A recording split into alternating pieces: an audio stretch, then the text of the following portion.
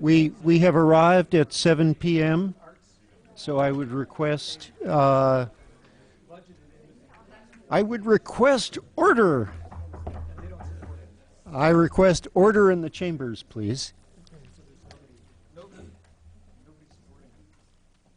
So here comes Mr. Roberts and Mayor Pressing.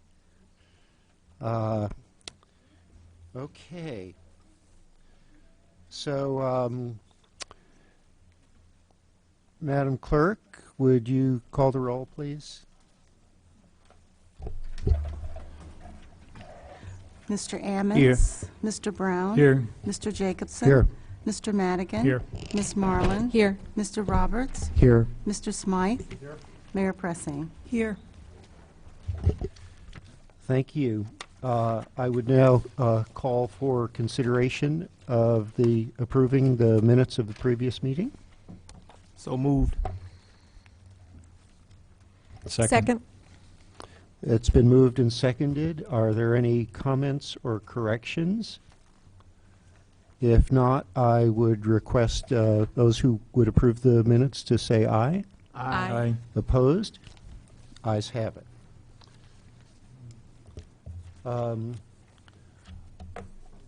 Are there at any time any desired additions to tonight's agenda? Seeing and hearing none, I'll let the agenda be as it is. And now it's time for public input. I do have a couple of slips up here if anybody else wishes to address council. And okay, and Esther Pat wishes to address us at this time. Good evening. My name is Esther Pat. I live at 706 South Kohler Avenue. And I have a suggestion I'd like to make about a very small change to the zoning ordinance that I think would really help, if nothing else, avoid people thinking that the City of Urbana violates the Illinois Open Meetings Act.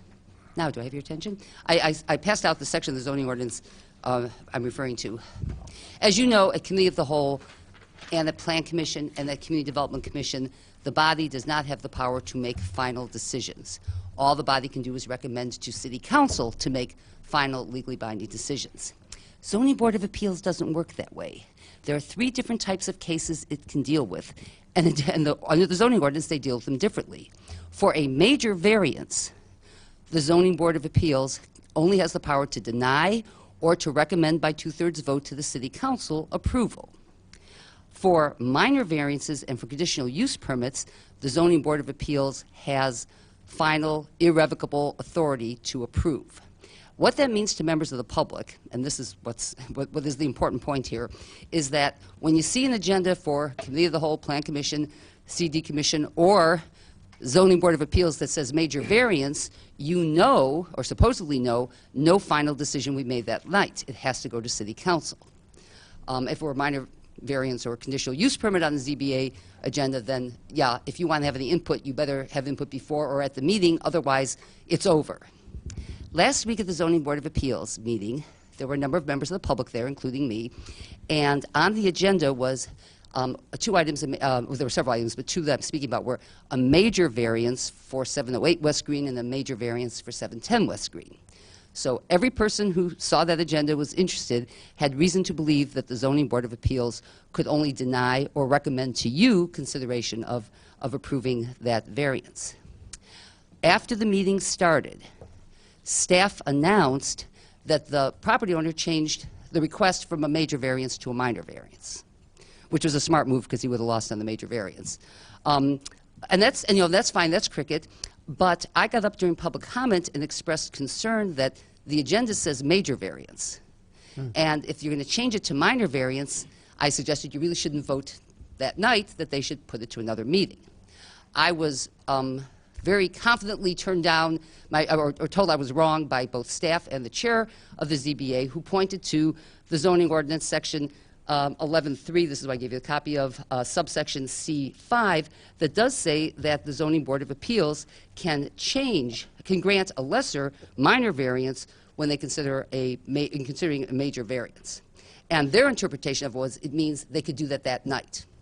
Now, I'm not here to argue about what happened last week and whether or not the law was broken. I'd like to prevent that question from arising in the future.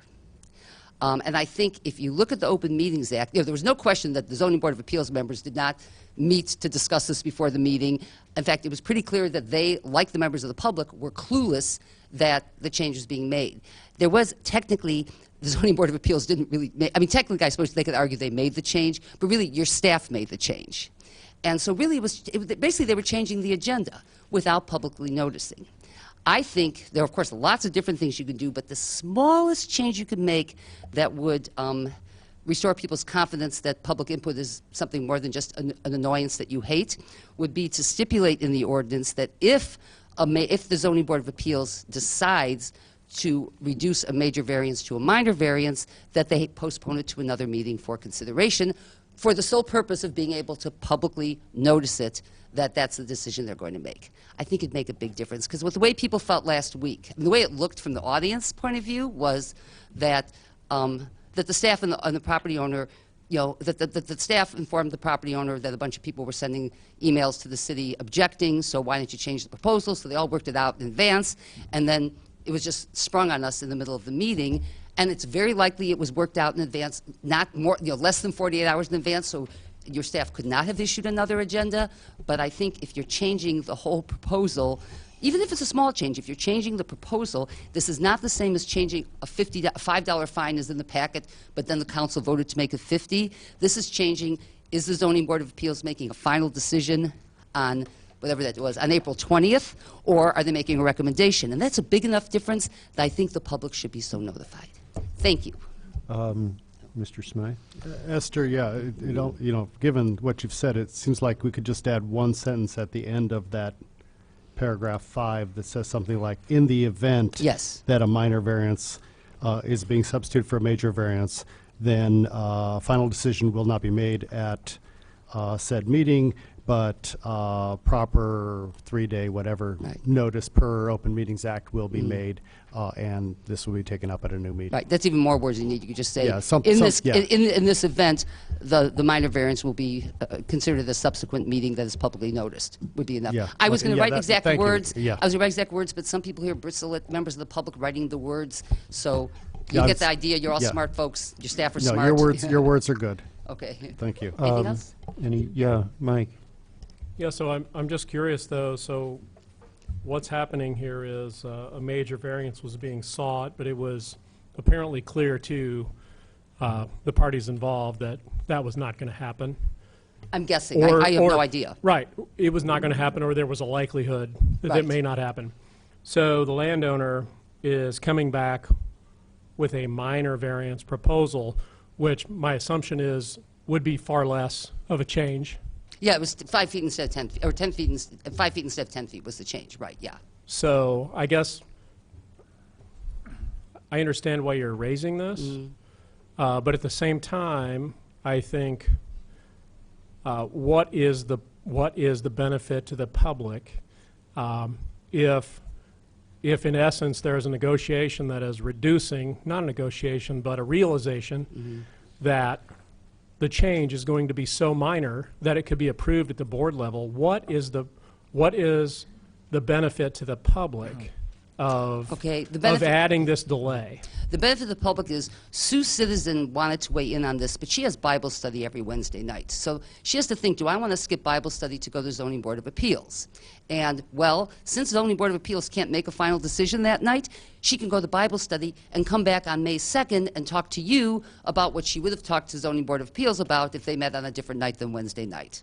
That's what I'm saying. It's really just all about Open Meetings Act and the public feeling that they have, at least knowing when they have their opportunity to weigh in. I'll also say, as far as the decision between major and minor variance, if it had been publicly noticed, some people might have pointed out that when the property owner requested the major variance, they insisted there was absolutely no way they could build the building any smaller than what they proposed that required only a 15-foot setback. But obviously that isn't true if they changed it.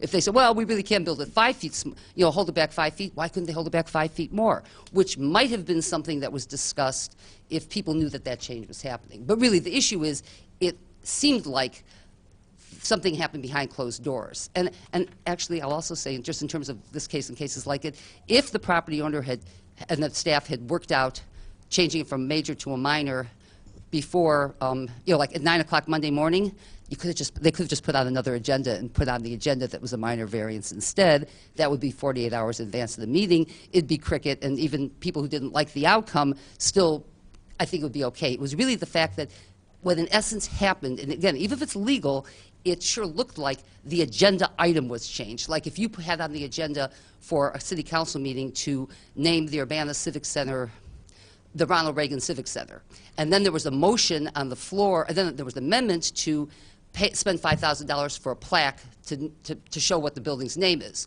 That's totally logical. Maybe no one who supports the renaming would object, but the expenditure wasn't on your agenda, and I think if this happened with you at City Council, one of you would say, well, we really should vote on the money tonight. Let's put it to another meeting. That's what I'm just suggesting happened with the major-minor variance switch too, so that the public has their chance to weigh in. Well, I'm not saying I object to this. I was just curious because obviously there's a reduction in what is happening in terms of the variance to the point where we allow the approval prior to City Council. So, I'm just curious about the is there really a public good being served here? So, if Susie Citizen in your example or Sue Citizen can't make it, I would think she ought to prioritize that just a little bit more and make it regardless. I don't, well, I mean, I understand what you're saying as we're the final arbiter in many situations, but I think if there's public input to be had, it ought to be had at every venue along the way, and people ought to prioritize it if it's that important. But I'm not, I'm not saying that what you're raising here is not without merit. I would hate to see that this could become a delay tactic for developers. But I guess if it's on the books, they realize, okay, here's what's on the books. If I do change my mind, I risk a delay. So, yeah, it's something to think about. And I just want to emphasize on the setting priority. My point was that Sue Citizen would have made it a priority if she knew they were going to be considering the minor variance, but she didn't know that until after the meeting was over. That's the whole point here. And if there's anything else anywhere in city stuff that plays the same way as this, I've never encountered one before. I beg you to please fix that too, because it's just about the public feeling like, you have the power to make whatever decisions you want. And I used to sit in your seat, and I know this is like, well, gosh, we have all this power. We can do anything we want that has serious impact on other people's lives. And you don't even have to listen to public input if you don't want to. But since the public are also like paying the bills, at least give them a chance. Just let them know when are you supposed to tell people you don't like it before they do it. I just think that's fair. I understand. Just asking questions, and I think what you're saying is fair. So Thank you. I think it would be really good if people spoke up enough to give staff guidance as to whether they should pursue a redraft. Yeah, Mr. Roberts. Yeah, well, I was at the meeting. I was an observer, and people were dumbfounded that the change had occurred. They weren't ready for it. They didn't have any knowledge about it. It made them think about, they were prepared to comment on it, and then all of a sudden it changed their ability to respond to it. They might have wanted to make a proposal or something. So while it's allowed, I think it's bad practice, and I think that adding this clause to Article C5 is not going to harm anybody. And there are many instances where we talk about something and we actually then make the decision at our next meeting. So I think it's within realm of plausibility and probably supports transparency. Mr. Smythe. Yeah, I think it is an issue of good government. So I've got a question and a comment. I think the idea of if you've come in prepared to comment on one thing, you don't have your arguments prepared for, and maybe you're opposed to a minor variance. Okay, maybe you're but you don't have a chance to put it together, or maybe there's an improvement that you can make on the minor variance, and would like to get that information out there.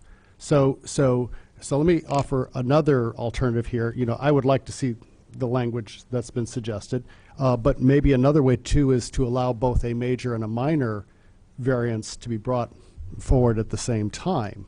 So in other words, the petitioner could say, well, I'd like a major variance like this, but if you don't like that, here's a minor variance, and that way the public would know that to come prepared for both scenarios. I don't think that without having a chance to look at the material in advance, the material for the minor variance, the public has been cheated out of an opportunity to speak to what is proposed in the minor variance. Did you want me to do something? I think Libby wants. Oh, Libby, yes, please. Or were I do have some comments. sure. Oh. Yeah, I think Mike was just asking me to recognize you. Okay, thank you, Eric.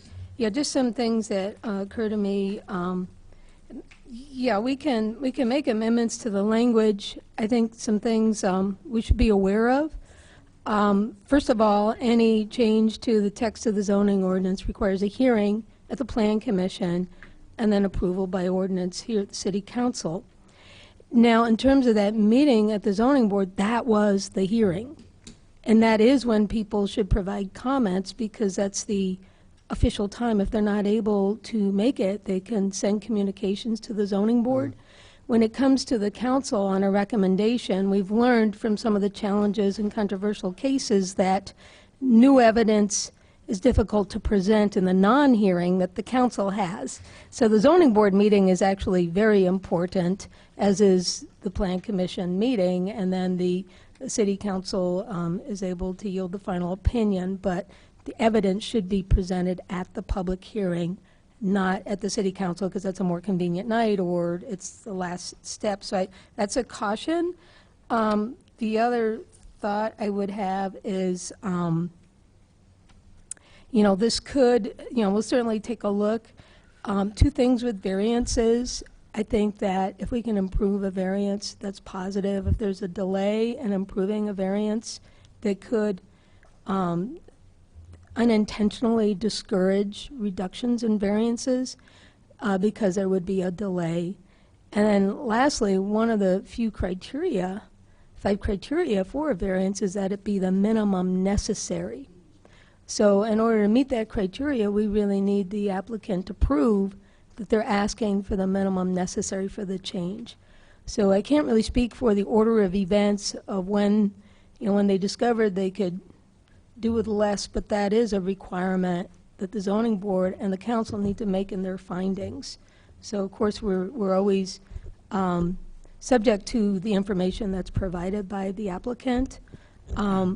We have disclaimers on the notices, that state the case may change. Usually a case changes for the better, we hope. That's the way the process works.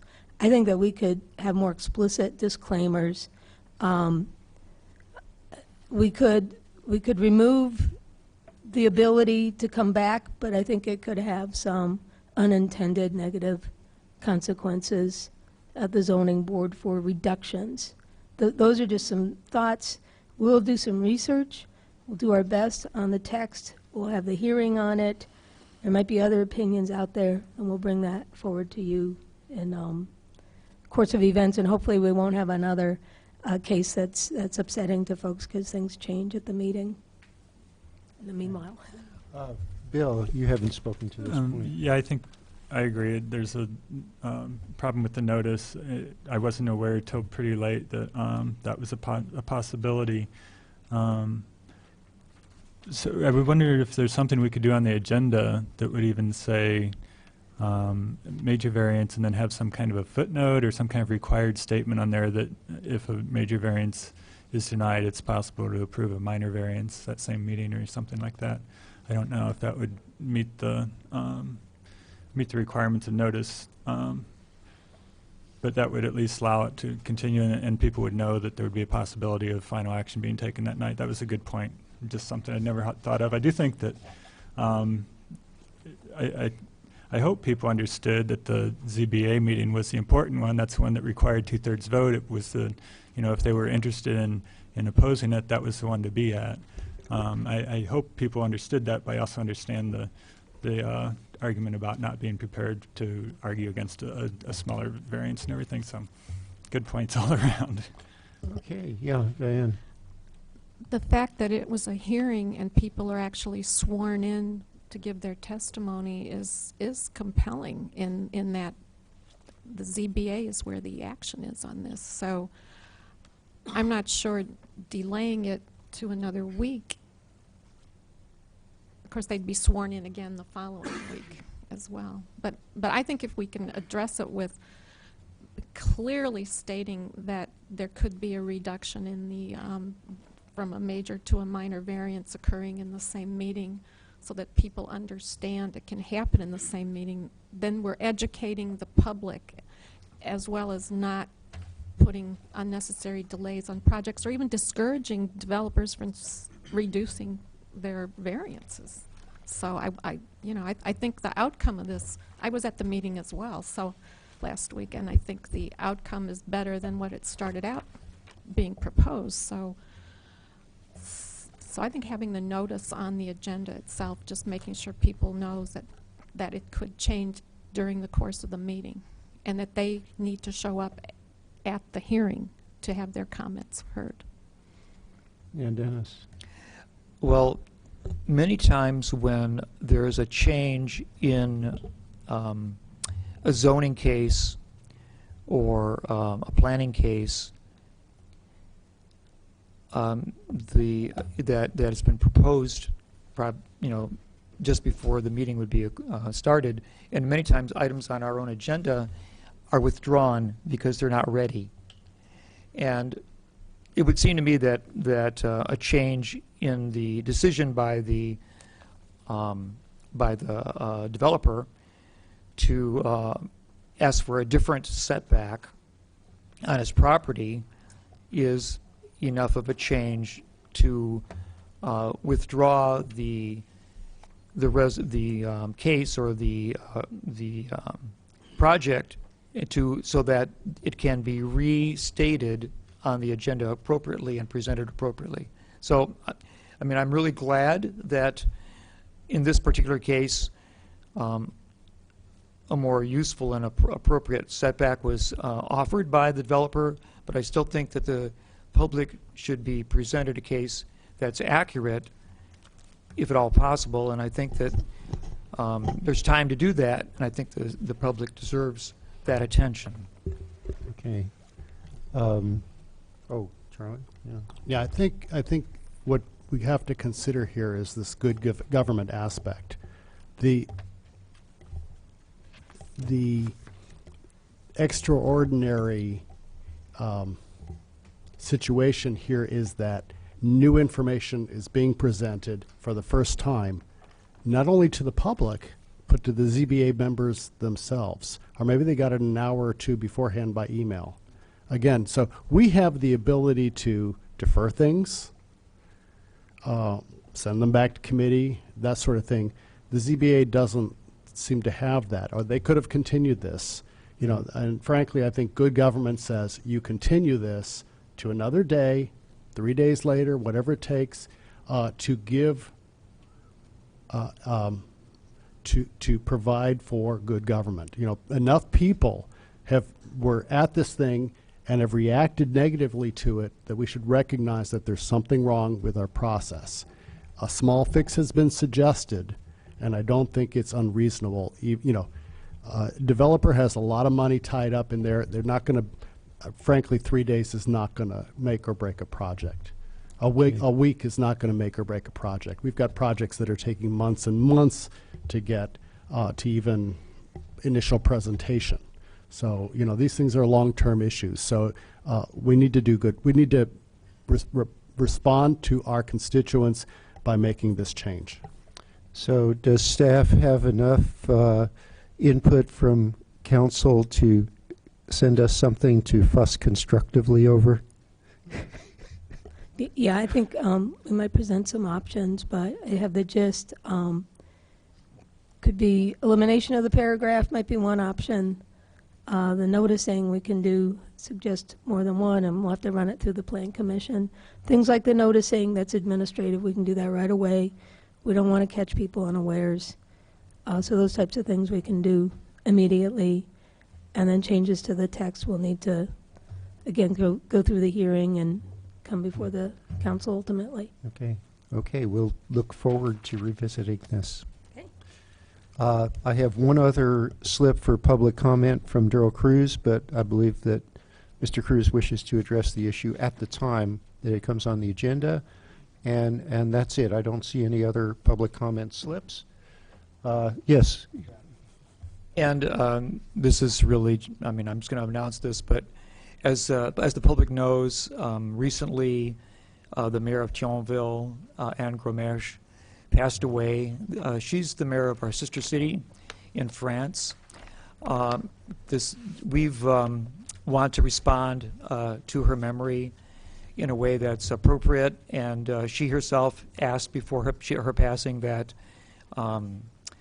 donations that are collected be donated to the La Dame des Cours, which is a social service organization in France, in her town, that serves those who are survivors or and also the treatment of people who have breast cancer or other kinds of forms of cancer survivors.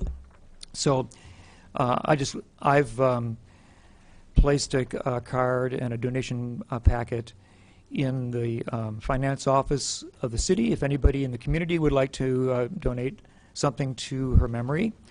And I have here a card that I want to pass along the members of the city council to sign if they would, and we'll mail that to her, to the city of Thionville's mayor's office next week. So I'm going to pass this card around, and if during the meeting or sometime before the end of the meeting, would you please get a chance to sign it and return it to me sometime? I'd appreciate it.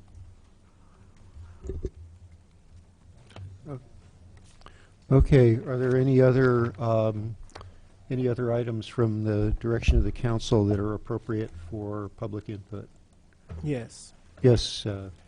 So I want to again announce that there's going to be a very important conversation tomorrow at the Accord, starting at I believe 6 p.m. Downtown. Maybe, yeah, I better get that time exactly right. I've announced it a couple of times, but downtown, 51 East Main Street at the Accord. A very important conversation, roundtable discussion about cannabis, decriminalization.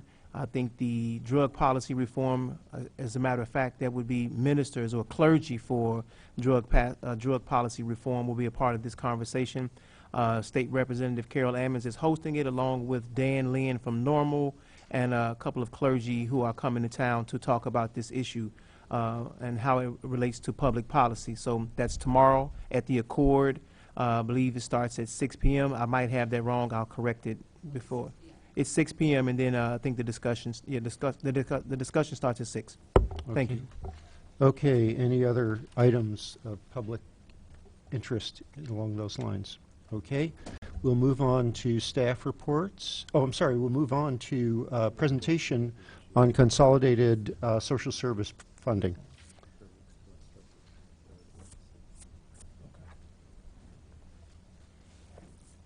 Good evening. We are currently expecting one presentation from the CSTEM organization for the Consolidated Social Service Fund.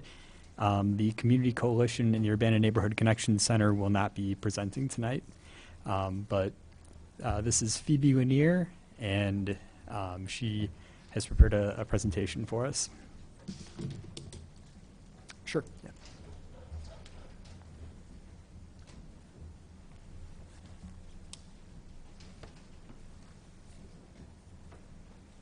Good evening. How's everyone?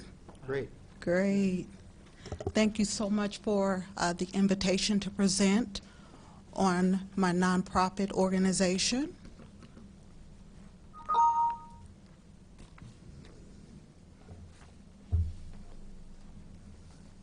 Okay. Technical support. Where's Jason? Oh. She needs some technical support.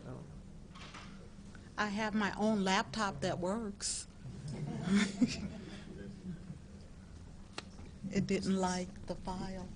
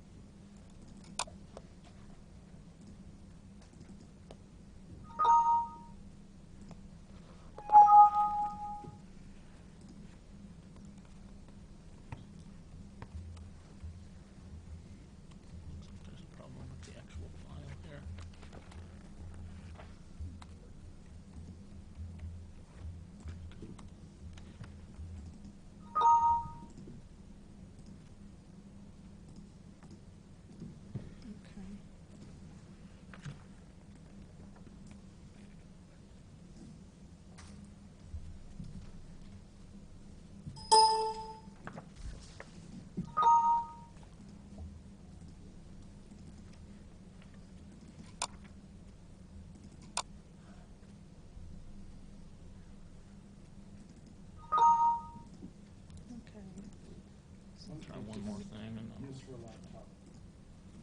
Yeah, you can get your laptop.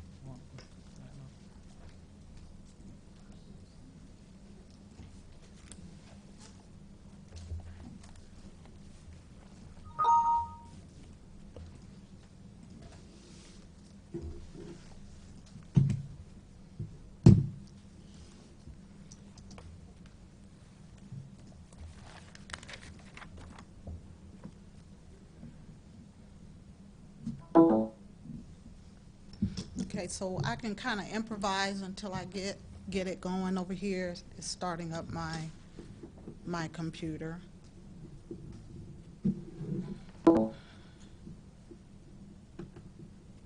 So the name of the organization is Center for Educational Excellence in Science, Technology, Engineering, and Mathematics.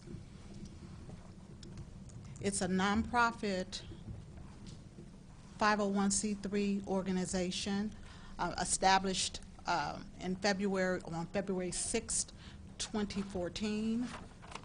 It's governed by a board of directors consisting of 5 individuals, and at the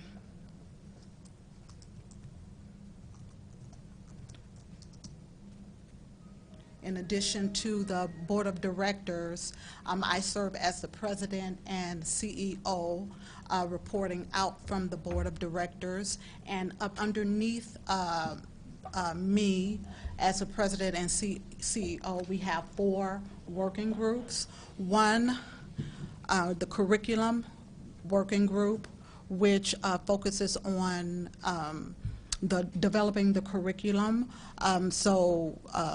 For C-STEM, the target audience are 5th through 12th grade students, focusing on African American and Latino students who may not necessarily have the test scores or the grades per se, but they have the potential to pursue science, technology, engineering, and math. And so in the brochures that I distributed, it kind of gives you an idea of the organization. Okay, so we're focusing on 5th through 12th grade. We start with 5th and we're focusing on the 5th and 6th grade, where we start basic, and then from the 5th and 6th grade, we follow those students all the way to the 12th grade. And so we provide STEM instruction in the mornings, and then in the afternoons we provide a fine and applied arts. And so we add this fine and applied arts as a holistic approach to STEM education, and kind of give you a little bit of background on why C-STEM came about. Is I was working in the Department of Computer Science some time ago, and one of my professors or managers asked me, if you were to work in a position that you didn't get paid for, what would it look like? And so this was back in 2001. And then I began to think about, what is my passion? What would I really want to do? And so out of that brainstorming came C-STEM. And then also I'm an engineer by trade, and I received my bachelor's and master's in general engineering at the University of Illinois, and then my PhD in technology education. And while as an undergrad, I was a member of the University of Illinois Black Chorus, and I've been singing all my life, and so I thought what would be a great idea was to pair my STEM with arts or music. And so this was back before we even heard of STEAM, science, technology, engineering, arts, and math. And so, you know, before that particular STEM or STEAM idea came about, it's coming up. All right.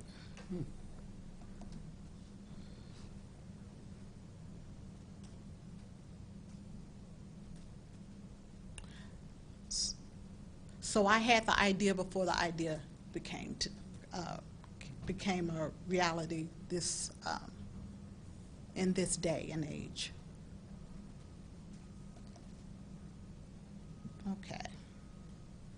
And so one of the things that I wanted to also address was the fact that we're not an organization, a standalone type of organization, but we partner with other entities, the Urbana School District, the Champaign School District, Department of African American Studies at the University of Illinois, a student group entitled Diversifying Engineers, Graduate Engineers Diversifying Illinois.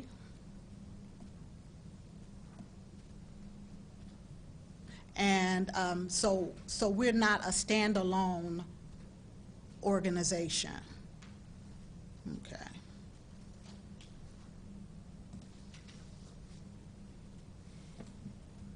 All right. Okay. So this is me, if you can see that. And so, as I indicated before, it was formulated in 2001, a nonprofit, February 6, 2014. Again, the goals are increasing underrepresented minority youth participation in the STEM fields, providing hands-on STEM instruction, and involving parents in the education of the children, and then also integrating the fine and applied arts. Again, this is the organizational structure. I talked about the curriculum is where we're developing the science-based projects. The research and development working group serves as more of developing grants and doing research on best STEM education activities, et cetera. Then we have a community relations working group that serves to reach out to our community. And then the administration arm of C-STEM would be more of the day-to-day activities of C-STEM. Again, we're not a standalone organization, but we partner with all of these different entities. So we're wanting to provide student support, reinforcing the STEM knowledge that they're learning in school, and then offering additional support by having a Saturday Academy, which we're planning to launch June 2016, and then the summer camp beginning the summer of 2017. And then in addition to that, providing mentoring, providing youth development workshops, educational tours, going on campus, going to the Museum of Science and Industry, various types of opportunities for the students to further enhance their STEM education. Again, it's a progressive type of idea, progressive learning. We're starting with the 5th and 6th grade, and we're following these students all the way to the 12th grade. And so that way we start basic, and each year it builds on each other. They all are part of a group, so they're learning collaboration skills. They're learning how to work together, how to interact, how to brainstorm, how to build community. It's project-based learning, where they're learning how to revise and reflect, and how to communicate their ideas, and how to they'll be part of a science fair where they're presenting their projects at the end of the academic term. It's a holistic approach to learning. In addition to the STEM education, they're provided with hands-on activities, individualized education, so it's a holistic approach to learning. And the proposed schedule, again, June 2016 launching C-STEM from June to August, having a Saturday Academy twice a month, and then during the academic year, Saturday Academy once a month, and then during the summer of 2017, having a 4-week summer camp. And again, just wanting to reiterate, we're wanting to partner with existing educational groups. We're wanting to partner with the school districts, et cetera, to provide additional support to the students. Okay. So it's really not a competition, but a partnership. So the program structure in the morning, STEM instruction, group project work, early afternoon, fine and applied arts instruction, and that could be a C-STEM choir, drum lessons or percussion lessons, Western arts dance, so various types of fine and applied arts instruction. And then in the late afternoon, mentoring, rap sessions, educational tours, etc. Us with C-STEM being a nonprofit organization, we really starting from zero. And so our annual fundraisers, we had a gala, inaugural gala back in April 2nd, and you may have seen the souvenir books that are going around, but that gives you an idea of what we addressed during the gala, and Mayor Pressing was there, and thank you for being there. And then also another annual fundraiser will have a C-STEM fair, a science fair, and then a concert where the students either perform in a musical concert or show their graphical design or whatever art or fine arts project that they worked on during that academic year. And so that will be another fundraiser. And there are also grants, so writing grants, applying for grants, et cetera, and then corporate sponsorships and individual donations. And for the first year, we're focusing on 16 students, so we're wanting to start small. We don't want anything big, so we're wanting to make sure that we have a workable number so that we can be successful. And then each year we'll add another 5th and 6th grade cohort, and each year we add 5th and 6th grade and follow them through the 12th grade. And for the first year, we're estimating the student $700 per student, 16 students at a cost of $11,200 for the first year. And I want to close with the fact that C-STEM is not something that I want to benefit from financially, but it's a heart initiative for me. For where your treasure is, that's where your heart will be also. And that's my contact information. And if you have any questions, I'm available. Mr. Smith. Yeah, thank you, Dr. Lanier. 2 quick questions here. You put out a full day schedule, so that would be the whole day on a Saturday? Right. Okay, and so, okay, that makes sense. And then 16 students,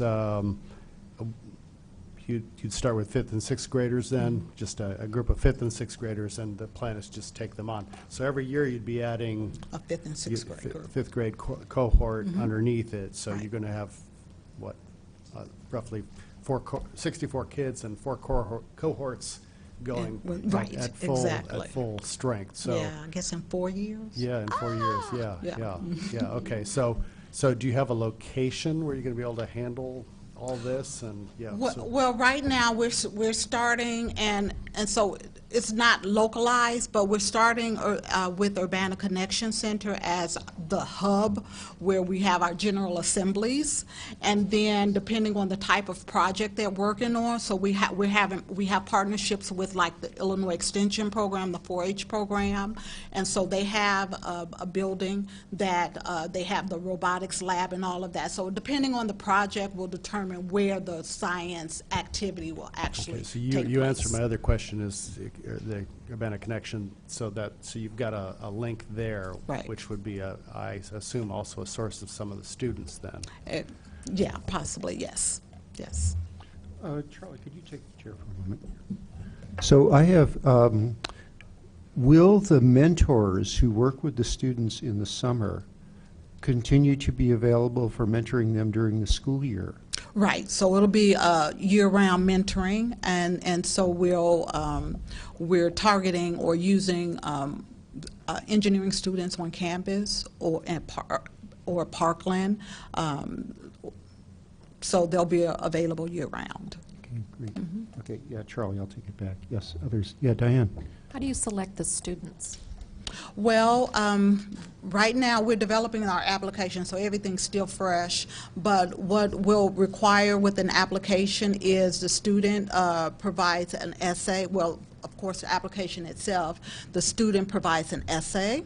And then we also have, we'll have a parent essay as well, where they're providing their commitment to keeping their students in for the 5th through the 12th grade. So we're wanting to make sure that our resources are going to be used wisely and not, students just come in and out of the program, but we're wanting to have a commitment, a parental commitment to keep the students in, within their power. So if they move or whatever, that's understandable. But we're wanting a parental commitment and then teacher counselor recommendation. Other questions? Okay. Yeah. Yes, so when you do have your final presentation, where does that take place? We don't know yet, but we're thinking maybe on campus, like the Krannert Art Museum or the Krannert Lobby, Krannert Follinger, Krannert Center for Performing Arts. You're right. Right, so there or the library, so we haven't identified a place. So wherever it can accommodate projects, science projects, as well as music, so.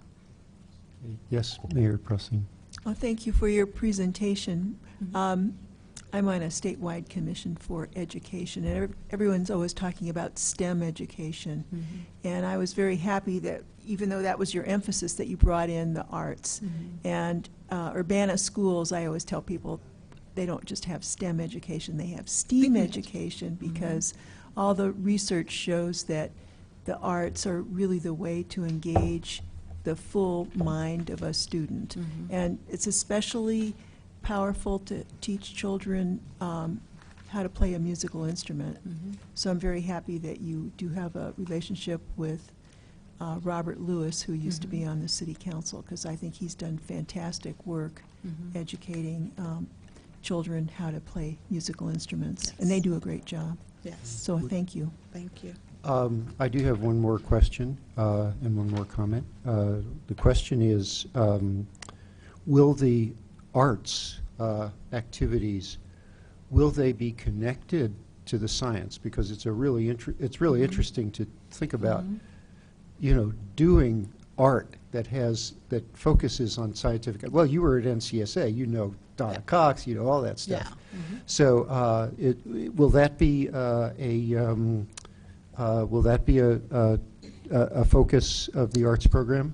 That's one of the things, that was one of the goals that I had, and I just gave an example of when I was in high school. I worked on a project where I had to connect LED light nodes, create a circuit, parallel circuits or whatever, and then the lights had to light up to like twinkle, twinkle little star. So it kind of had that component, had the, the STEM component, but then the arts component where you had to learn the notes or whatever. So I'm hoping that the STEM projects will, have the arts component to that. Okay. Yeah, integrated. Any other? Yeah, Aaron. So, Dr. Lanier, how are you? I'm wonderful. I see that the program is going from 5th to 12th grade. And so as many of the different social services are looking to address concerns and keep our children focused, in particular in the diverse communities. I don't particularly like the word minority. I just say that as many times as I possibly can. What do you think about after 12th grade? Is there something that you've thought about that connects them either to college, to the trades, to the world of work?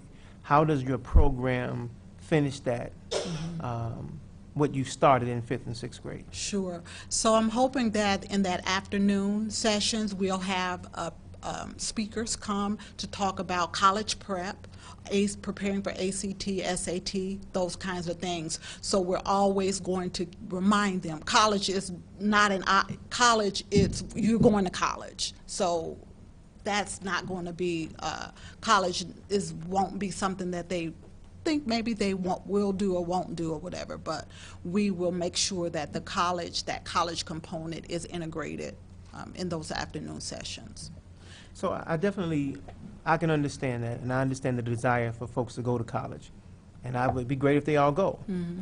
We've been doing a lot of work about diversifying the trades, or there are other careers that you know, are not necessarily you don't have to have a college degree in order to do that. And so when you talk about technology, and with technology being so much now a part of all the different, you know, in the world of work, basically, the trades, I think, are a good place as well. So, I mean, maybe keep your options open.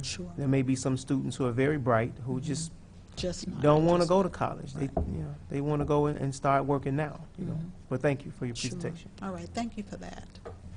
Other comments or questions? Well, thank you very much. It's Sorry nice. for the technical snafu, but we made Yeah. it. Okay. It was nice to see you again, and that Good you're to see still you, too. you're still interested in science education as you course. used to be. Yeah. Thank you. Thank you so much.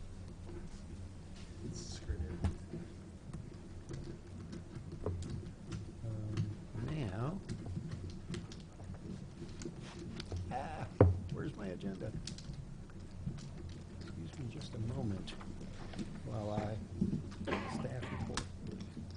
Okay, and so now we'll move on to staff reports, and the first is Public Arts Annual Report.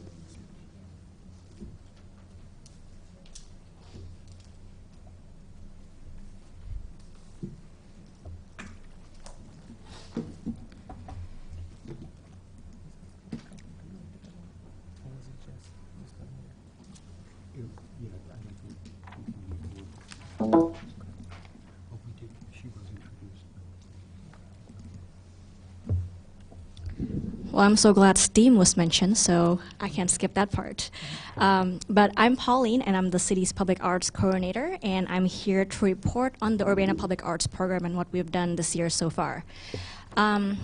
We were founded 8 years ago. It's been 8 years to foster a city where all residents can engage in the arts and where artists can thrive and feel valued. And you'll see later that all of our initiatives really address this mission, and we really try to serve our local artists and serve our residents through the arts. We're advised by the Public Arts Commission, which has 9 members, 8 currently, but usually we have 9 members. And I have to say I'm really thankful for this commission and for the hard work that they do. They come from different parts of our creative community. We have a student, we have a teacher, we have artists, non-artists, musicians, visual artists. So it's really great to have all the different perspectives when I do my work. And we meet monthly to look at what we've done and listen to input and whatnot. Here are the initiatives from this past year. We have the Urbana Arts Grants Program, which is what we're most known for. And this year we funded 27 different projects. It's quite competitive. We only fund basically the best of the best. We received 61 applications this year requesting more than $190,000, and we only have $47,500 to give out. So it is selective. And we had Art at the Market, which is our free monthly arts programming at the farmers market. We have Murals on Glass this year. This happens every 2 years, and basically we take an artwork or more by local artists and put them on windows across downtown Urbana. The Urbana Art Expo is a new initiative that started last year, well, I guess this year, and it's basically an art fair that serves local artists, and it allows them to set up shop for a day and sell their artworks. We have Arts in the Schools, which is our smaller grant program specifically for art education, STEAM. Art Now is our monthly television program where we interview local artists. It's a great way to connect artists with the community, and many thanks to UPTV who provide in-kind support for this initiative. Artists of the Corridor, if I'm sure you've noticed the changing artworks in our lobby and also at the Urbana Free Library, and this changes every 2 to 3 months. And lastly, we have some arts programming at the Boneyard Creek Improvements Project every year. This is presented as a part of the Boneyard Arts Festival by 40 North, and we have music and activities and whatnot. So I should maybe make this full screen. I did not realize, I apologize. So this is what our budget looks like this year. A huge chunk goes to the Urbana Arts Grants Program. And I'm actually quite proud of how effective our grants program is. We have 12 community members usually who come together and make the selection. It's quite a process. It's usually all day long. And the program is actually leveraging about $6 for every dollar we grant, which is quite impressive. So $6 in private money for every dollar. And out of that, about $2.70 is cash match by the private sector, and $2.30 is in-kind donations. And by granting support to local arts projects, we really touch thousands. We are reaching people that, perhaps we don't even reach through our usual programming. So we really take this arts grants program very seriously. And the rest of the budget goes to the other initiatives. They range between $1,000 to $2,000. So they're smaller chunks of the budget. And this is our initiatives by the numbers. As I mentioned, the Arts Grants Program funded 27 projects this year. And we installed 2 new murals this year, one at the windows of the UBA, Urbana Business Association, and one at the Civic Center. We had 11 artists or artist groups perform or lead arts activities at the market. We aired 12 episodes, so this is a monthly television program. We had 4 exhibitions by local artists, Urbana artists, so one every 2 to 3 months. And then Arts in the Schools this year helped 2 schools, King School and Wiley School. And 4 artists were at the Boneyard celebration this year, and Urbana Art Expo reached was participated by 23 local artists this year, and I think it's pretty good for a first year.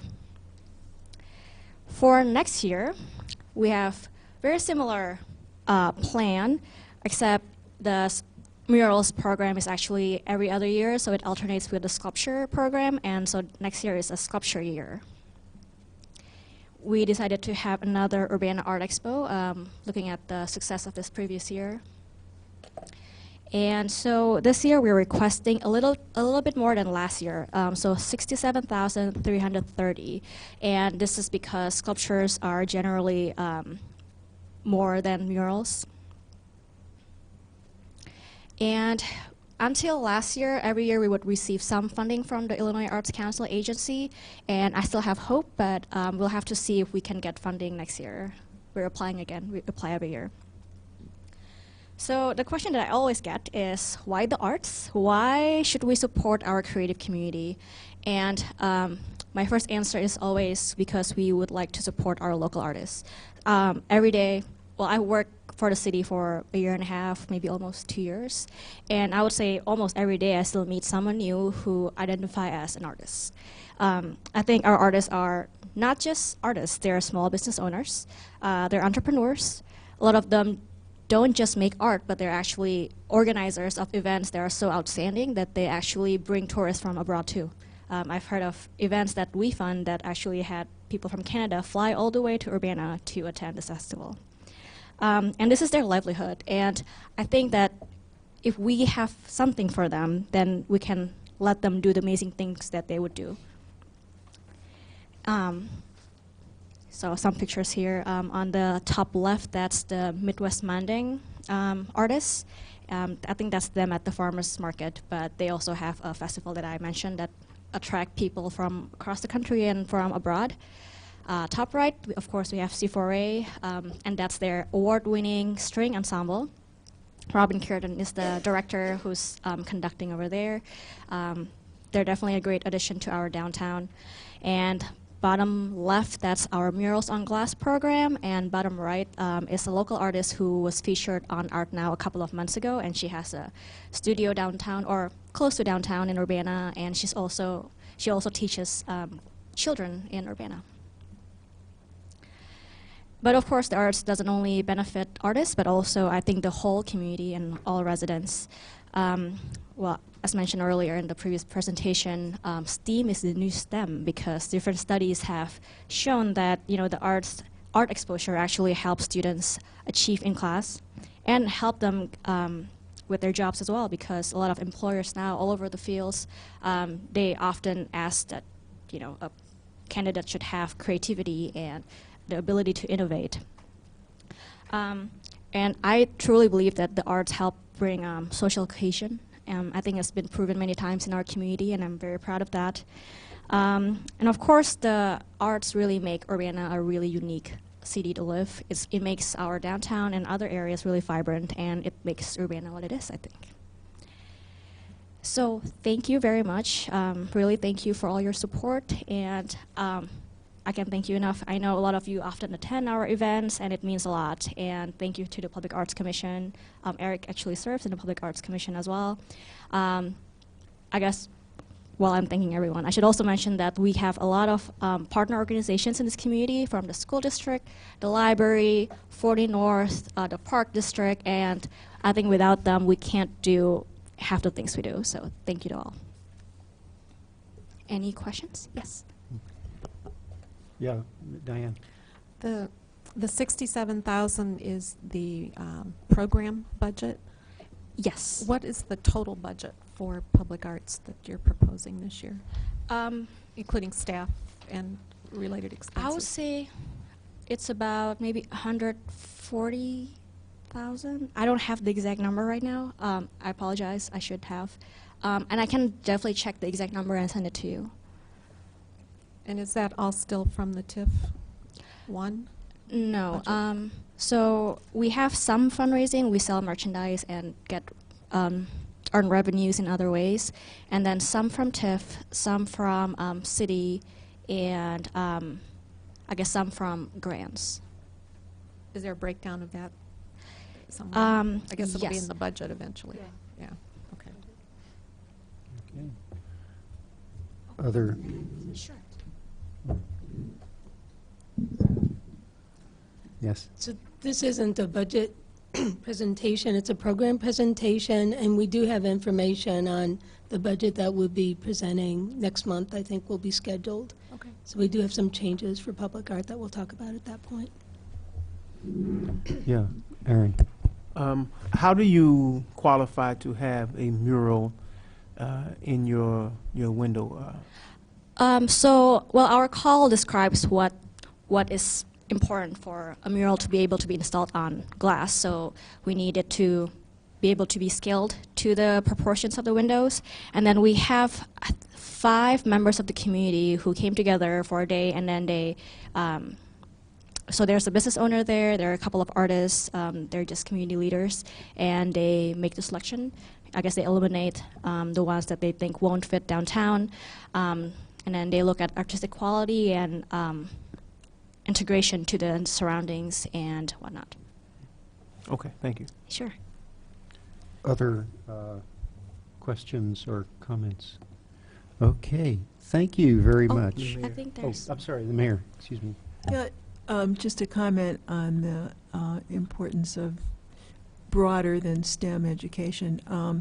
There was a international study, and they ranked universities on the quality of the humanities teaching, and Stanford was first, Harvard was second, and MIT was third. So I thought that was pretty impressive, because they do really, these are scientists you think of as MIT, but they really do have a lot of instruction in other areas so that their Sure. graduates are well-rounded. Yeah, and I would like also to note that I actually went to a conference last year and we talked about that study a lot. And what's interesting is it's actually consistent across different socioeconomic backgrounds. So just arts help you in school. Thank you. Well, I guess I will make a slight personal comment because I'm engaged. I'm really grateful for the art we see around town, and maybe it's helping me indirectly, but we just had a paper published in a computational biology journal, and we're asked to prepare a cover illustration for the cover of the journal, and so I'm working with an artist to try to figure out how to appropriately capture what we discovered, and I think that's probably as important as the body of the paper. So thank you for keeping the flame alive. Thank you, Eric. Yeah. I have to be a little mysterious with an announcement that I want council to know that we'll be making a public announcement about a major development in the public arts program in early May at the Independent Media Center in downtown Urbana. So we'll send you more information, but that's all I can say right now. If you'd like to, sorry, go ahead. The expression on your face, it doesn't look as though it's bad news. No, it's definitely good news. May 10th, if you'd like to save the date.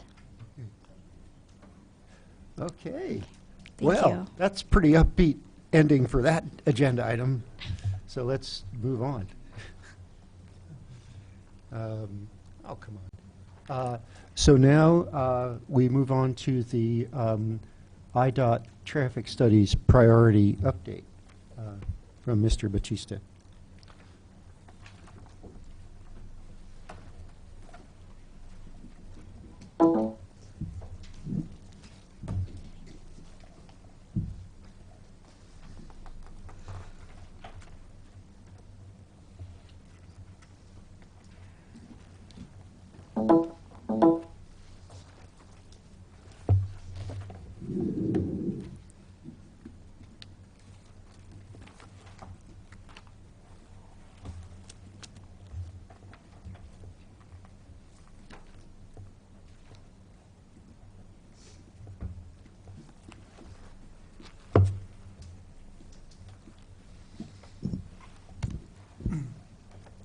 Good evening. My name is Alex Batista, and I'm the Human Relations Officer for the City of Urbana.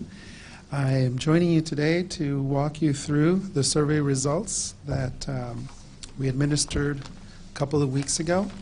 And I sent out a report to you, and wanted to afterwards, if you have any other requests or is there any information you want me to research, I would be glad to do that for you.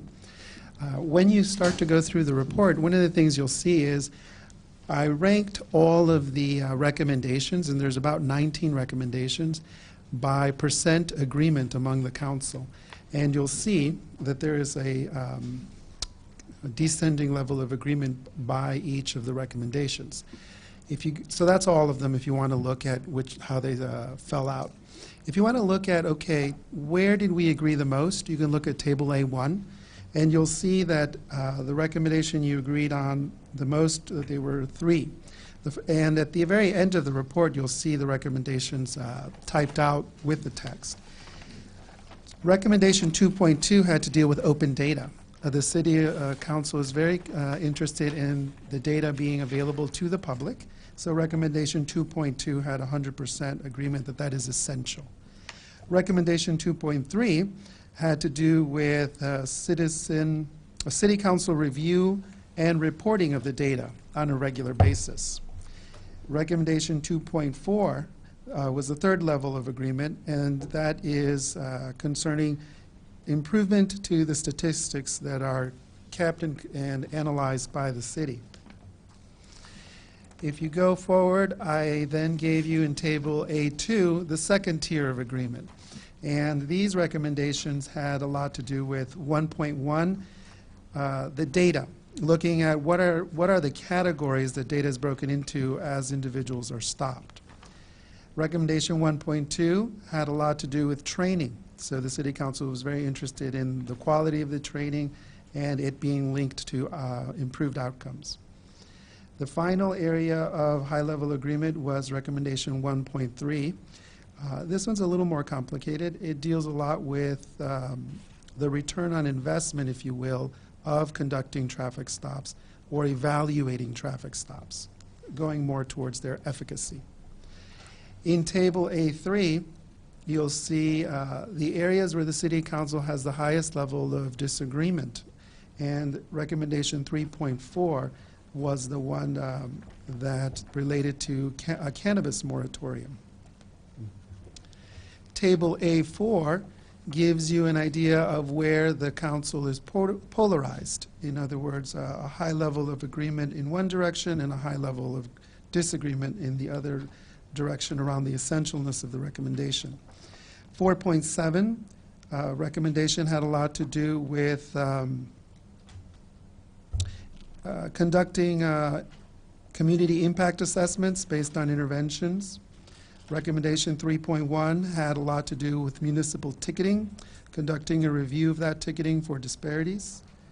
And recommendation 4.8 had a lot to do with utilizing alternative forms of communicating the experience with police officers. And one of the items that was listed in that recommendation was use of the citizen voice vehicle. If you look at Table A5, you'll see areas where there is uncertainty. This could be an area where the City Council can dialogue a little further. There seems to be no clear consensus in one direction or the other. Recommendation 3.2 had a lot to do with the traffic fine schedule, looking at it and trying to tie it to income, the income level of the individual. Recommendation 3.3 had a lot to do with the auto insurance, its affordability and ticketing around it. So that first part of the report is going to deal with the essential, how the council felt each of the recommendations was essential versus non-essential. When we move into area B, you'll see all of the recommendations ranked by how relevant would they be if they were implemented, or what kind of impact could be made. And that is the entire distribution of all 19 of the recommendations. And as before, I went through and categorized them for you. If you look at Table B1, you'll see the areas where there was the highest level of agreement among the council that this recommendation would be highly relevant if implemented. And I was struck by the intense sense of relevancy around 2.4. That's 87.5% ranking of very relevant. And then when you add that 12.5, it goes up to 100%. And that would be improving the statistics that are collected about the stops. The next area of high-level agreement is going to be, and it's very strong, it's 75% very relevant, is recommendation 1.2, which goes to training the police department and evaluating training options to deal with implicit bias and thereby reducing disparate impact. The third area was recommendation 2.1, and that one had a lot to do with the employment of a statistician and an annual analysis of the data. And then it cascades down to 50% very relevant, 50% relevant, still for 100% that it would be relevant, around 2.2, which is open data, and we saw that in the first part.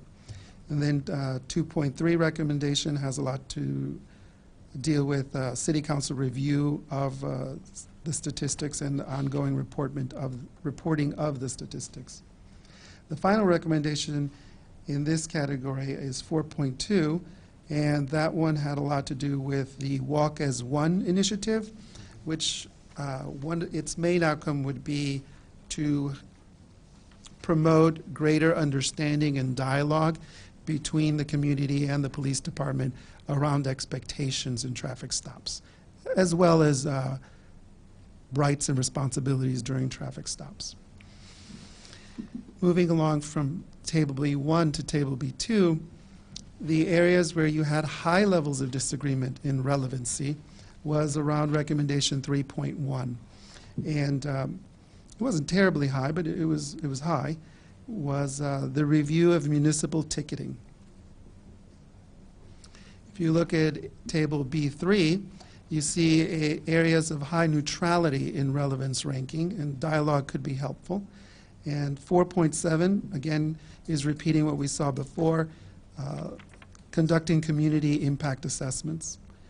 Recommendation 4.4 had a lot to do with the, actually, let me look at that really quickly.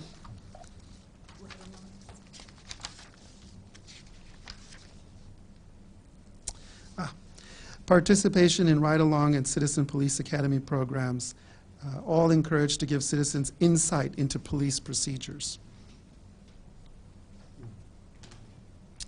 Recommendation 4.5, continuing on in descending order, had a lot to do with promoting and engaging in police community meetings, followed by 3.3, which is an exploration of auto insurance, making it affordable, helping individuals understand the importance of it, helping individuals access it. And then finally, recommendation 3.2, which is again looking back at the fine schedule and identifying ways to make it sensitive to an individual's income. The last table in this category, and I apologize, I just realized it's B3 again, but it really should be B4, is areas of uncertainty in relevance ranking, and dialogue in this category would be helpful as well. Category 1.1, I'm sorry, recommendation 1.1 has a lot to do with looking at what are the categories that are being used in traffic stops to break out the data. Recommendation 3.2 is again looking at fine schedules and looking at links to income, followed by 3.3, which deals with auto insurance again, and then 4.8, which is use of alternative vehicles to communicate the community's experience, such as using citizen voice. One of the things that I hope you'll find very interesting is, as you start to look at this data, if you want to understand a little bit more about what the council was thinking on any given recommendation, you'll see, for example, in recommendation 1.1, the 3 categories for traffic stop data collecting, which are traffic stop, community caretaking, and targeted patrol. This is what the council's comments and opinions are in that area. Will give you a better sense of how you're feeling about it. And then you can go on through the rest of them, what the commentary is around ongoing training and workshops, the evaluation and relevancy of traffic stops, which is one of the ones that came up with high relevancy and high essential status, and a little more nuanced commentary there in the body. And then as you go through, you'll see the comments through the rest of the sections. This report's going to be uploaded to the website for public viewing. I brought copies and have put them at the public table, and I hope that it is helpful as we continue our conversation. If there is any additional breakout of the data that you think would be helpful, I'd be glad to put that together for you. Okay. Comment, Dennis? Yeah, I do really appreciate your help, Alex, in making this possible. And I think it's very informative. I find not only are the statistics interesting to see kind of the curve of interest by the council in general, but to read the comments that were submitted under the different questions, I think is a very interesting educational part of this that allows us to understand the concerns more particularly as far as like the members of council as a voice. Mm-hmm. And I think it's probably one of the more helpful parts of it to get a sense of kind of where we stand and how we express our concerns about responding to the issues of the traffic stop studies. Thanks a lot. Other comments or questions? Yes, Charlie. Okay, I guess I've got mostly comments and ideas here. But one thing that going forward, Alex, how do we start evaluating what's being done. I know, section 1 here are continuing an expansion of recently instituted changes. So some things have already been started. How can we get a report back on what's been done and the progress that's been made and that sort of thing? What kind of how can we move forward? Because we want to take some action and get some actions going. But if stuff's already ongoing here, how do we find out where it's at and evaluate it and is it something in 6 months you'll bring us back, the results of what's going on with the 1.1 through 1.3? One thing we could do is give you a joint report between the police department and the HRO. The police chief has already emailed a while ago a pretty detailed worksheet of, by recommendation, some of the things that have already been implemented and some of the things that might be outside of the scope of the police department. I can't remember what all the commentary was, but there was a good amount of information in there, so we could amplify that, and I could fill it out too. I haven't filled it out for you, so I can let you know about some of the things that the HRO office is doing, and we have started to do a few things to try to help. I know that the Human Relations Commission is analyzing the report right now through 4 lenses. The first lens is through the ordinance enforcement. Another lens that it's going to be looked at through is community relations, getting out into the community. Another lens that's being looked at is the criminal justice lens. And then the final lens has to do with training or putting out informative literature. The CPRB, we're going to pick up the topic very soon, and so I could report out on that as well. I know that one of the things that they're going to be looking at is brochures to get out the word on how to express your experience in a particular police encounter, and making sure that everyone understands how to ask for review. So I would say perhaps a report. I'm not as familiar with all the other aspects of the organs of city government and what they're doing with respect to this, but I'm sure at one of the executive meetings I could collect that information. Follow-up. Yeah, Charlie. Yeah, so I'm going to put my comment in the form of a question. It's pretty clear to me, and this will be addressed to the mayor and to Chief Connolly as well, it's real clear from the results that Alex has put together that Section 2, the statistics recommendation, basically we all agree pretty much that 2.1 through 2.4 are important because, my reading of that is that we want to be able to make data-driven decisions, and so I think that's really important. So are we going to hire a statistician, provide the tools? Are we going to have the tools to do the evaluating that needs to be done? I think the police chief has already said that he's in the process of hiring a statistician. Okay, so we had someone who pulled things together, but she retired. So we're looking for someone, correct? In this year's budget. Yeah. It is in this year's budget. Okay, great. And do we have a timetable of when that position might be filled? You have any? No, because it's got to be presented to the city council first. They have to approve. Okay, so it's coming in the budget, in the coming budget. Okay. I might add that one of the things that's clear from the data here is that, and it's related to the statistician, is we do need to move quickly to look at what does the scorecard might look like. What data points are we going to be collecting? Because every day is a day that we're not collecting. If we were concerned about an earthquake, a big one hitting us, every day we're not collecting seismic data, is a problem. We're losing data.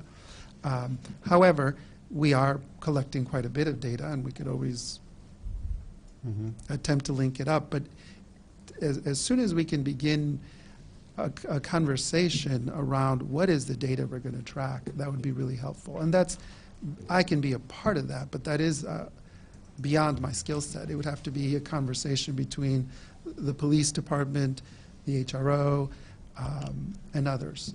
And so, we have heard from the community at different juncture points that what is the data we're going to be collecting and what is that methodology. So that's the only one that I might feel a little bit of urgency to get to as soon as possible. And I think we discussed at some point what that might look like, whether it be a small work group that's chartered with coming back with a recommendation on what the data collecting would look like. It would be nice to have a statistician to be part of that conversation. So I haven't thought through exactly when we should start that, but that is a pivotal point, getting to the methodology. Diane. Well, I think that also gets to the heart of what's in 2.4, which is how effective are traffic stops in promoting public safety. I mean, anywhere in the city, if traffic stops are made, it should be for promoting public safety, either to prevent accidents or to help solve crimes or to prevent crimes. And if they're not doing that, then that's something we need to be looking at, and why. And then, of course, then the impact on the racial disparities. But that's the heart of this. If traffic stops, what is their role in promoting public safety, and what changes can be made to reduce racial disparities while at the same time maintaining public safety. And so if it's arrests, one thing actually specified here is how does it lead to more arrests? I mean, that's one data point, but there are probably other kinds of information that we need to get. But is this an effective tool that we're using here? Yeah, Mayor Preston. I think we also have to look to see whether what the data that we're collecting is really representative of what we think it's representing. I know that the initial IDOT studies show that Urbana had a higher ratio than Champaign. And we had one citizen come and say that we had the worst police department in the county based on that statistic. That flies in the face of everything else we know about the Urbana Police Department. So it's worth noting that we did have a statistician from Northwestern University review this stuff earlier, and he said it was very hard to draw conclusions because we have such a small sample. And just to give you an example, the census data is used to estimate the population of drivers, and yet we know that half the drivers on Urbana streets do not live in Urbana. So there's a real question about what bias is in the census data for making a decision about traffic enforcement. Half the population of Urbana is University of Illinois students, and they are only about 7% African Americans. And students tend to drive less than the rest of the population. So there are some biases that we have to be aware of, because if you're taking a ratio, the ratio could, you have to understand how the numbers are calculated. But I think the basic question is, what are traffic stops? Are they effective in reducing crime? And there certainly is a perception in the community that African Americans are unduly selected for stops. But when we had the public discussion at the Civic Center about what is your interaction with the police, most of the people that testified didn't live in Urbana and had not interacted with the Urbana police. So I think it's important to get actual stories from people of the real interactions with the police department to understand what's going on. Could I respond just briefly? Oh, sure, please do. I cannot agree with the mayor enough on both points. The first point is, and it goes to the very heart of what this data is showing, that we need to continue to work on our data to make sure it's as clean as possible, as clear as possible, and it's allowing us to analyze what's happening. And so the mayor challenging us to do that is exactly right on. The other is, the other point, I'm participating in the University of Illinois Police, PTI, Police Training Institute Citizen Academy. It's 10 Thursdays from 6 to 9 p.m. It's a little exhausting, you know, to work all week and do that, and then my other schedule of civic meetings. But I'm doing it because I really want to understand what the police, what their training looks like, what their experience looks like. And recently I did an in-service for the police department last week. And in interacting with them, going to what the mayor's talked about, we have a very good police department. It doesn't mean that we can't be better. It doesn't mean that we rest on our laurels. But it does mean that we do have a good police department, and there's opportunity for us to better understand.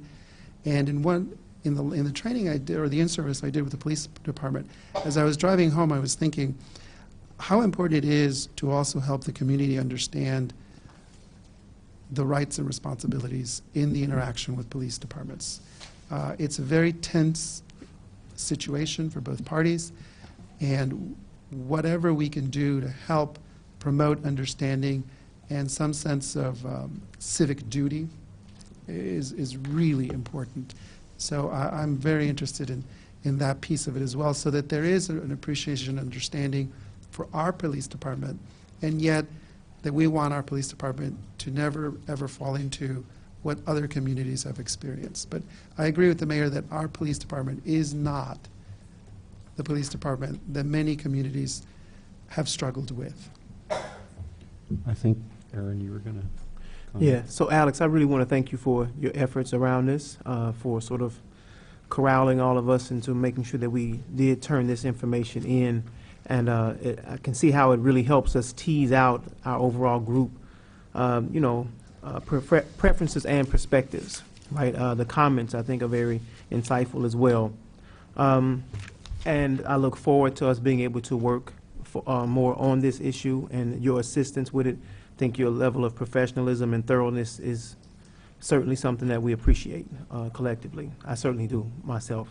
And so much of what I'd like to actually get into the discussion. You know, I don't know if there's much else that I would ask you particularly. I do appreciate you taking saying something in particular what you thought was important. So I'd like to say that I think it's a very slippery slope in arguing that traffic stops are preventing crime or solving crime. And I say that because this was a question that Alderman Jacobson raised once before that got a pretty sharp response from those sitting here about, you know, well, what if the white community was stopped at the rate that the black community is stopped at? How much crime is actually being overlooked, basically? If we're going to argue that crime is prevented by traffic stops, then if the white community was stopped at the same rate as everybody else, then we would find a lot more crime that was taking place in the white community as well. So I think that's a very slippery slope to argue. If we're going to argue that it's going to prevent crime, then it's going to have to prevent crime in everybody's community, not just one community. No, I think we were asking that question, not arguing that. You mind if I finish? Yeah, just clarifying. You'll hear your turn. Sure I will. So it's a very tense subject, for, you know, all the time, because the mayor, you just alluded to a perception that we are stopped disproportionately than everybody else. It is not a perception, it is a reality, and the data proves that our stories and our interactions with the police department over the years proves that. It is not a perception, it is a reality. And so I think it's very important for us to approach this conversation from reality, not a perception of something that somebody still is trying to explain away.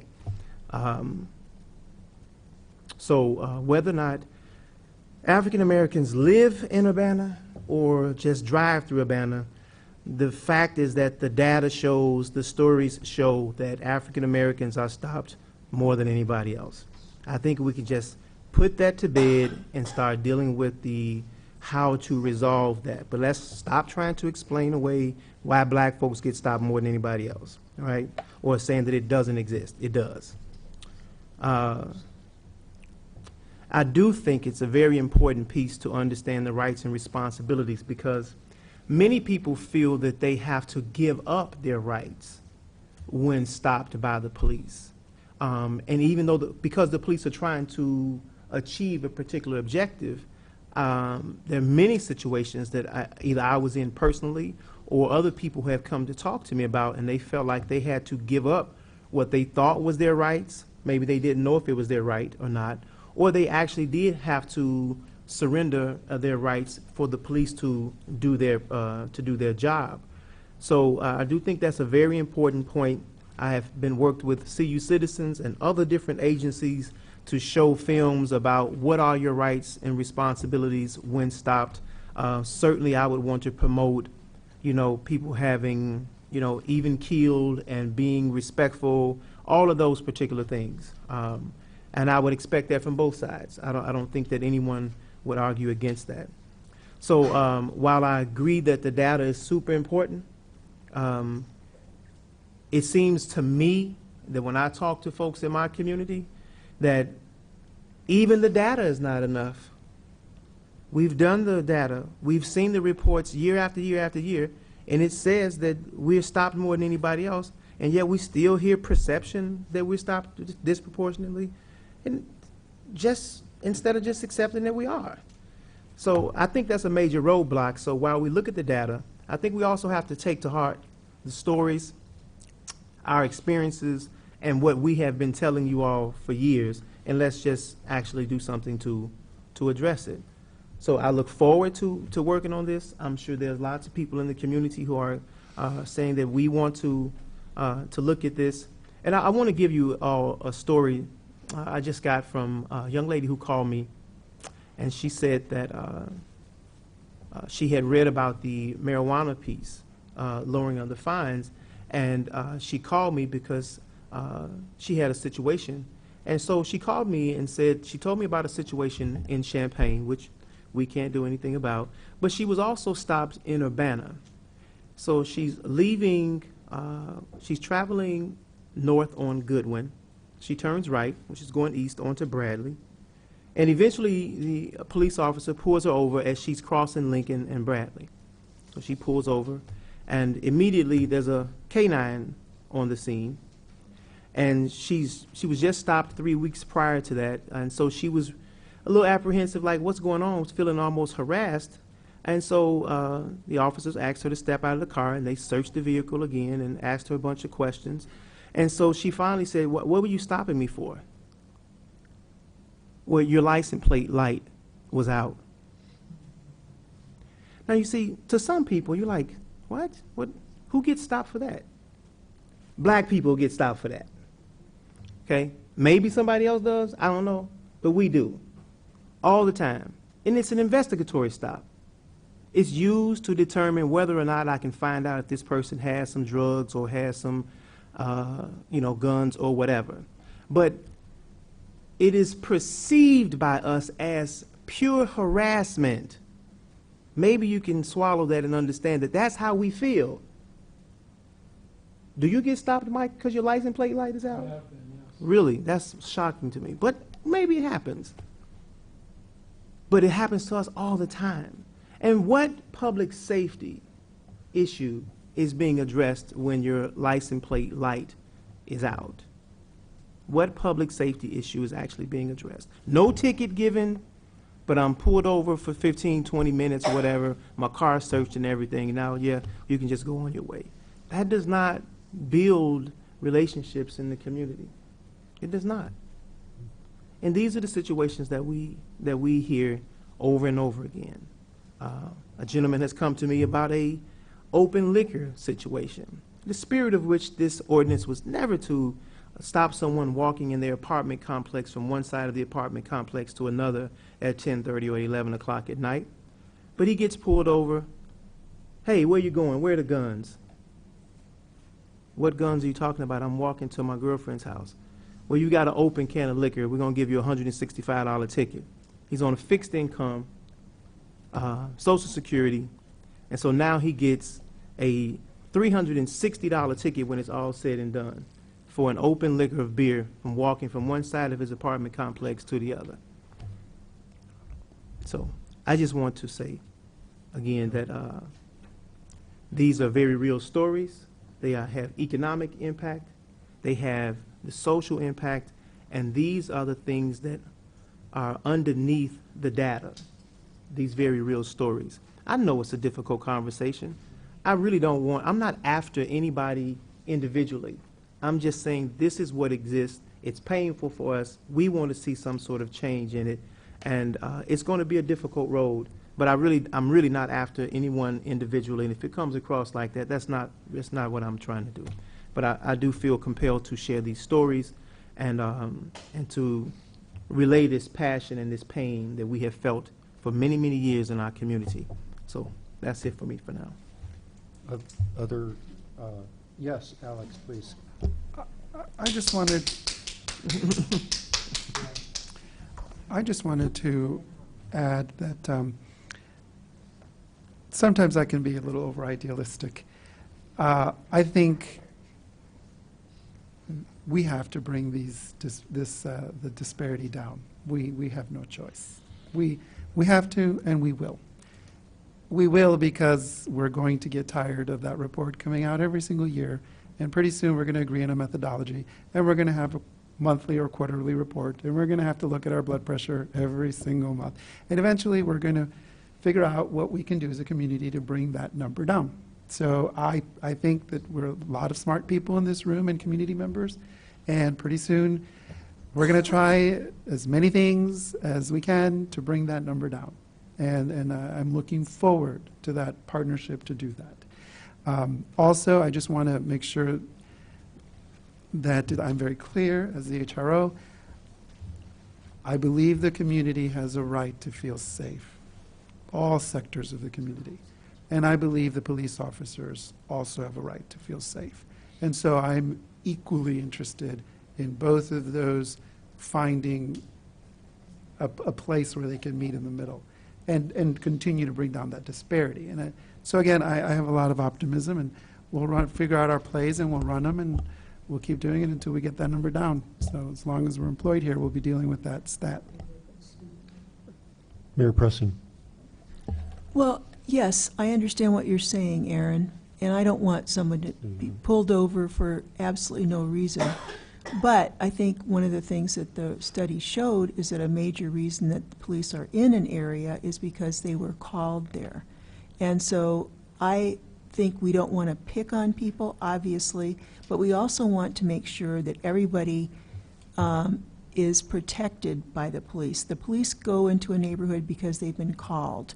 And I know that in Chicago, for example, they say there's some neighborhoods where they have to wait a really long time for a response to a 911 call. That is not true in Urbana. Any place there's a 911 call, everybody gets the same service. So I think we have to maybe go beyond the traffic study and look at the underlying problems, which are the crime, the unemployment, the whole range of things, so that everybody who lives in every neighborhood in Urbana has a good chance to enjoy life and, do the best that they can, rather than feeling that they're at a disadvantage.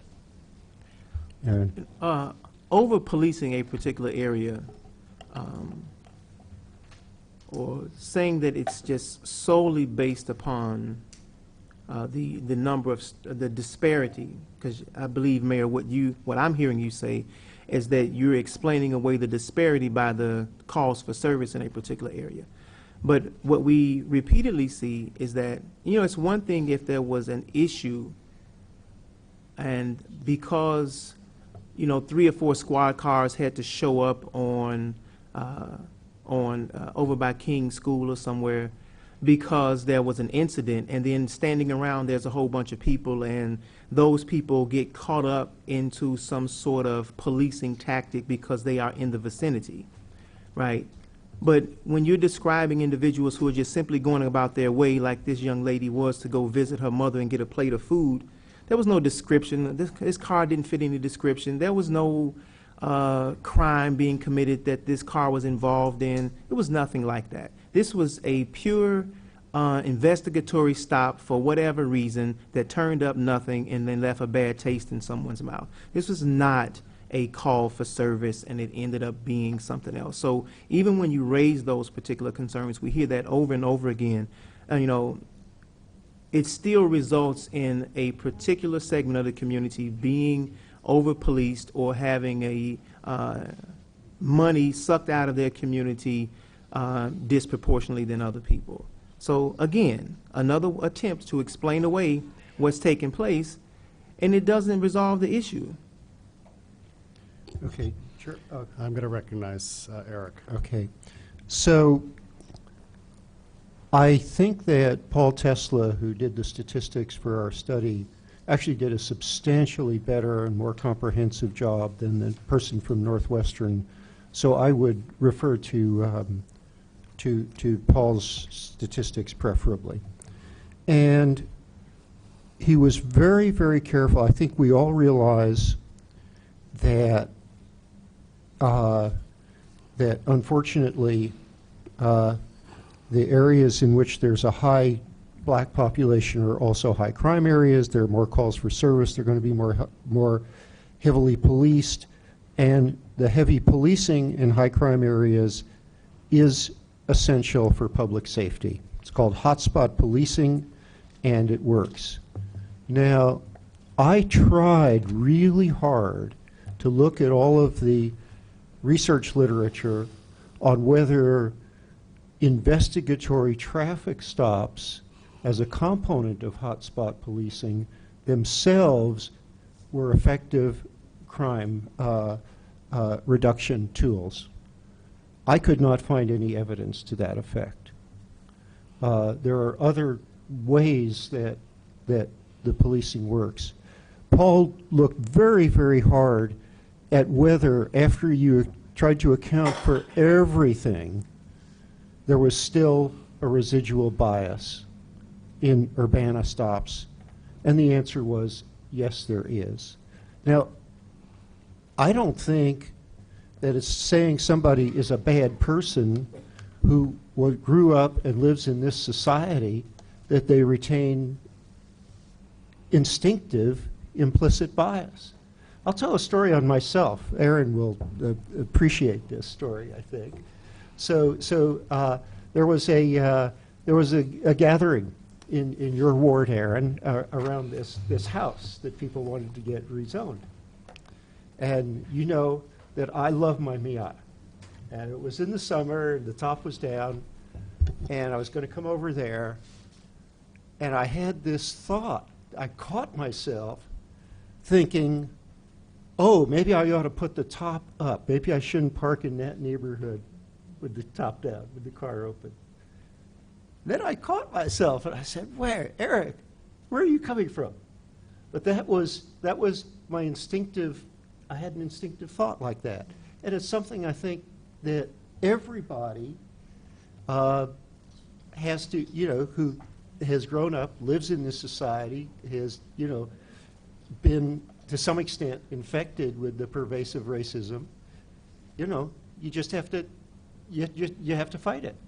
And so if we say that police officers, if I were to say that police officers will sometimes exhibit and act on that kind of implicit bias, I'm not saying anything about police officers that I wouldn't say about myself, because I catch myself with that all the time. So it's not a blame game. Nothing about this is a blame game. It's about making a better community. Now, the other thing that I want to say before I take the chair back is I agree completely that the statistics doing a better job with the statistics should be a very high priority. It's fine making that the number one priority, as long as we don't say, do this thing that people tend to do with hard subjects and say, oh, well, let's study it some more before we do anything. So I think that a second, almost as high priority as far as everybody's response was engaging in the Walk as One activities, the community outreach. So I hope that we're not going to wait for more statistics to do that. I hope that we will get ourselves together to do that this summer, this walking season. And I'll take I'm asked to be recognized. Yeah, Okay, yeah, Charlie, so, yeah. you know, I think Aaron and Eric have pointed to the reality of the situation. We've got to deal with this, period. I said over a year ago that we'd deal with it in probably the most advanced way we possibly could, probably leading the rest of the nation if we could as well, and figuring out our way through this. And I'd like to see that done. Alex has raised a really good point here about what's the data to be tracked. A statistician is waiting for the next budget. So, really, I'm more interested in our timetable and getting to work on this as soon as possible. So I think we need to speed up hiring a statistician. If that means making a change to this year's budget, the current budget right now, let's do that. And let's see it in a couple of weeks. If there's data to be, what data to be tracked, if that's extremely important, then that ties into the different groups that are looking at this. So what's our timetable for getting reports from the chief, from the various commissions looking at pieces of this? Again, that's something I'd like to see in a couple of weeks. And, the reality is that 2.4 is a key here. Trying to understand that, I think, will help us unravel things. I think one of the comments that comes from the conversation we had a couple weeks ago, and I repeated it in here. I'll find where my comment was. Yeah. As part of 1.3, I think we discussed that 1.3 plus 2.4 plus 3.1 combined, those 3 points that Diane and I were bouncing off of each other last time, are make for a really good starting point on some decisions. So mostly I just want to push a timetable and keep our feet to the fire on this. So, what can we have in 2 weeks? Aaron. Did Diane have a question? Oh, I'm sorry, Diane, I did. The three categories, I'm back to 1.1 recommendation, traffic stop related, targeted patrol, and community caretaking. Am I understanding right that already is being collected now? Has that started in January, or when was that? I think that we made that change in the in the middle of the task force. So we've been tracking it since last year. So we haven't compiled that yet? No, we haven't. We have, The recommendation here is looking at beyond that, I believe. Because what I'm thinking of, what community caretaking gives us is an area where it depends on where you live, how it feels for, and Aaron got to that point earlier. I mean, if I were stopped and somebody said, do you know your license plate light is out, or you're missing a tail light or something, I'd say, oh, thank you. I'll get that fixed. But it could feel like harassment if you live in your neighborhood. Right. I'll look into Well, that yeah. situation and I'll So- report back on, Yeah, because so- we better be issuing tickets on everything. So, oh, okay. So I Whether just, it's a warning or an IVC violation, we document every traffic stop. So I'll look into that and I'll It report was a next warning, week. Chief. The Okay, person so did there get was a warning written ticket. There was a warning. warning. When I said Okay. no ticket, I meant no. but it's how it felt. It's not necessarily only what you get out of Understood. it, but it's how it feels to the person being stopped. So that's one area where maybe not sweat the small stuff so I much. can answer just the specific question Okay. about the motive for the stop, only because Lieutenant Joel Sanders has been working feverishly with Paul during Paul's off-duty time to try to compile that information and try to get a monthly report prepared along with Sanford Hess. Unfortunately, there's still a disconnect with, for instance, Paul's report, and I'm not criticizing, I'm merely saying we have to figure this a different way out of doing this, so we opted to go with the statistician and wait for them because, for instance, this month, Paul reported that the number one traffic stop was no driver's license. And the reality is that that's a secondary response to a primary stop. So in other words, you stop him for speeding and you determine his driver's license is non-existent or expired. So that wouldn't be the primary reason for the stop, is the top reason for the stops this month. So Okay. Paul, and I'm not, again, Paul has been working very hard.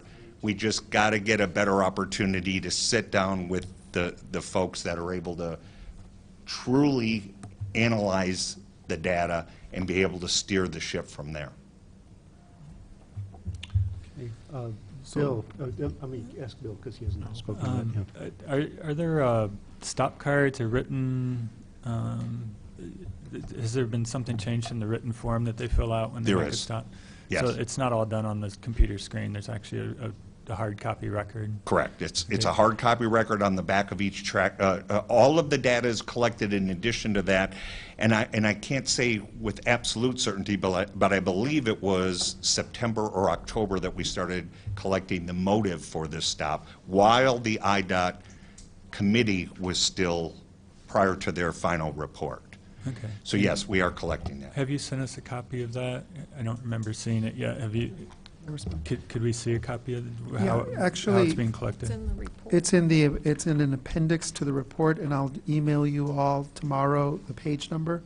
But you'll see it's in the volume 1, I believe, and we gave you the stop card before the task force requested a change, and then the stop card how it was changed after the task force requested it. Okay, And, so that's still what's currently being right. used then? Okay. So it's page 39 of the first volume and page 40 of the first volume. So the stop card contains the language we see in 1.1, right? Yes. And that the objective is to collect particular types of data. I'm just wondering, for instance, since there's this, since we did the change with the marijuana fines, right? And we have people who express some concern about changes in policing. Is there a way for us, through implementation, or maybe even on this stop card? I'm just trying to see, how do we see if the policing or is there a way to track that to see if there's been any changes in it? Is that something that a stop card could do? Am I completely off base? Will you repeat the question one So more time? I'm trying to see, for instance, I know that a couple of the aldermen raised the concern about a difference in policing in relationship to marijuana arrests or marijuana tickets since we lowered the fine. And I'm trying to see, is there a way, since we've changed that, is there a way to track a difference in policing through the stop card, or is that for something different? I can study that really quickly and report back to you by the next council. Okay, thank you. My last point was, as we think about just- oh, I'm sorry, go ahead. On the screens in front of you is the old stop card, Oh, okay. and then the new stop card. And you'll see, I think there was a change to, and you'll see at the very top under one motive for the stop. And I believe they added something about the type of consent for the search or something to that effect.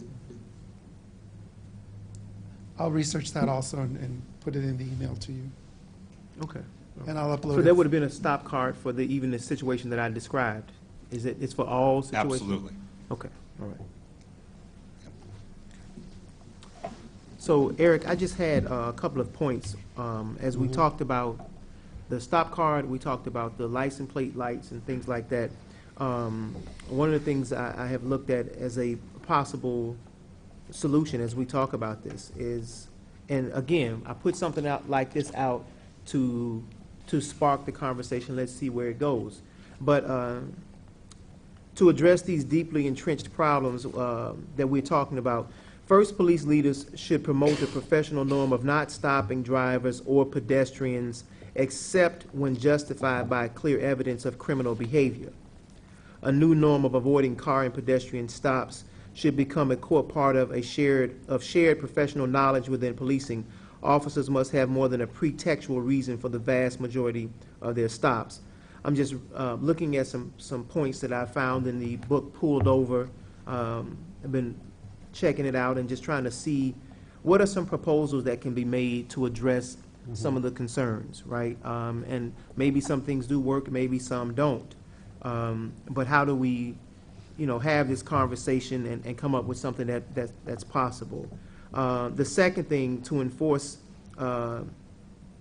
this requirement, police departments should adopt internal guidelines and systems of oversight governing the decision to make a stop and conduct investigatory intrusions that are modeled on how departments regulate uses of force. Thus, departments should prohibit pretextual stops except when justified by an overriding public safety exigency. How do you say that? Yeah, that sounds good. Very good. I tried, right? To oversee this guidance, departments should require officers in every stop to articulate and record their reason for the stop, and departments should conduct internal reviews of these reasons. Departments should strive to make pretextual stops the rare exception rather than the common pattern. And then the third thing is, the essential third step is to prohibit searches unless based on probable cause to believe a crime has been committed. So when I really take that situation that was described, if the officer felt like the young lady had committed a crime, right, okay, then let's get to a search. But if the officer does not believe this young lady was a part of any sort of crime, that this car was not used in any sort of crime, you already stopped me because my license plate light was out, okay? And then you proceed to search my car, right? And you never said that I was a suspect in any sort of dangerous crime, any guns, any shootings that took place. It's not essential. Like you said, this is low-hanging fruit. This is not stuff that's an essential thing to do. But these are the things that really leave, I think, that sort of problematic, that tension, in the community. So I just wanted to read those things. Thank you. Further comment? Actually, if you could. So I think I will comment to Aaron's last point, because we actually read, many of us read Pulled Over exhaustively. I have it in my computer. And the author of that does argue for really a complete elimination of stops, of essentially argues for a complete elimination of investigatory stops, unless, and the Traffic Stop Study Committee didn't support that. We didn't make that recommendation, and I'll just speak for myself, but I think it was the sense of the committee. We didn't make that recommendation because we thought that to eliminate the, well, there are really two reasons. One is that to eliminate investigatory stops completely, or as completely as was advocated there, actually would result in a deterioration of public safety. And also, this was adjudicated in the Supreme Court, and the right of the police to make investigatory stops, that's settled law at the highest level, and it wasn't even a close call.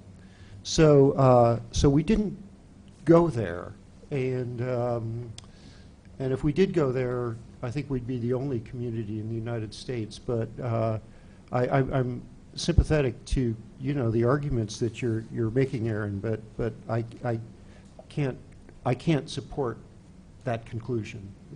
I think that the hazards to public safety, to crime prevention, to solving crimes would deteriorate beyond, we'd be substituting a greater evil for a lesser evil. Can I just respond quickly? Oh, sure. I was very empathetic and understanding of the chief's concern around, I think Chief Conley alluded to, and spoke very clearly, I should say, to, if you think person X over here has been involved and you have very strong reasons, maybe even some witness or something that says this person was involved in a violent crime. And we don't have any fingerprints on this person. We think that they were at this scene of this crime, but we don't have anything to connect them to that, but we catch them with some marijuana. It's a reason for us to arrest them, to get the fingerprints from them, to get what we need to see if they were linked to something. But this was described even by the chief as something that was, we really felt that the police department really had done their due diligence and felt like this person was a real suspect. Then what the author argues here is that there is some understanding to that, right? But a policy that is supportive of the types of stops that I just described is completely going in the other direction. So I feel the need to also be very supportive of a tool that the police may have to actually address a serious crime. But if it's being used in such a way as what I just described, and it's sort of like fishing, I think that has an adverse effect on it. So that's what I was sort of speaking to in that, and with the investigatory stops. I think Charlie wanted to. Yeah, just go back to the example of getting stopped for a license plate light being out. Many of us have been stopped for a light bulb out or something like that. But you, me, Diane, Mike, it's going to be, oh, your light's out, here's a warning, go get it fixed. Mm-hmm. It's not going to be 20 minutes. It's going to be real quick. I would hope that I have just as high a probability of having a dog show up as the next person. And I think that's the issue, is that the likelihood of a dog showing up for me being stopped is different than Aaron being stopped. Absolutely. And that's what we're trying to get to. And the understanding why that happens is, and where it happens, which may be confounded, is what we're trying to get to. And that's why I think we've got to, just keep pushing this timetable. And like I said, I want to see, and I didn't get an answer from the mayor, so I'll ask the question again, can we speed up hiring a statistician? I'm in favor of hiring a statistician. I don't have a problem with that.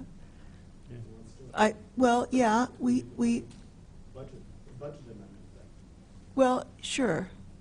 Well, we can bring it to you if that's what's holding things up. They're waiting until next year. I was not aware of that. I thought we were looking for someone right now.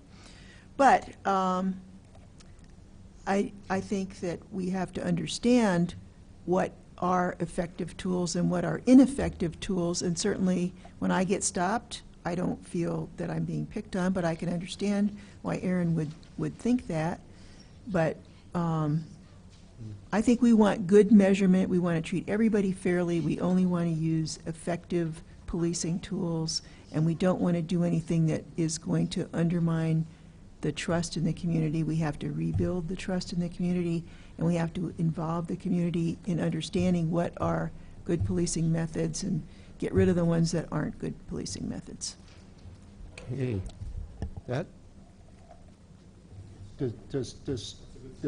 Yeah, that's a great stopping point. If staff, if you feel you have sufficient direction. Okay. The next item on the agenda is a discussion summary of hauler operating hours. Summaries are short. Yes, Mayor Pressing. We had another staff report. We're under staff reports. We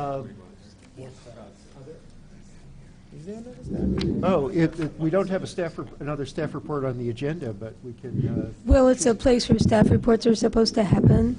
Oh, it is. Okay. Yeah. Okay. Yes. Got it. So, okay, so it's a and new staff report. Okay. Not a lot. I just wanted to let people know that the food truck rally's coming back tomorrow. So lunch tomorrow, back at the Civic Center, first one of the season. Chester's, Dragonfire Pizza, Empanadas House, Fusilli Tony's, and the Pop Stop. So we have five trucks tomorrow. And John Schneider's here tonight. In your packet was the report you wait for more than any other report, which is a building safety annual report. New format this year. It's a little shorter, and John's here to answer any questions that you might have on that report.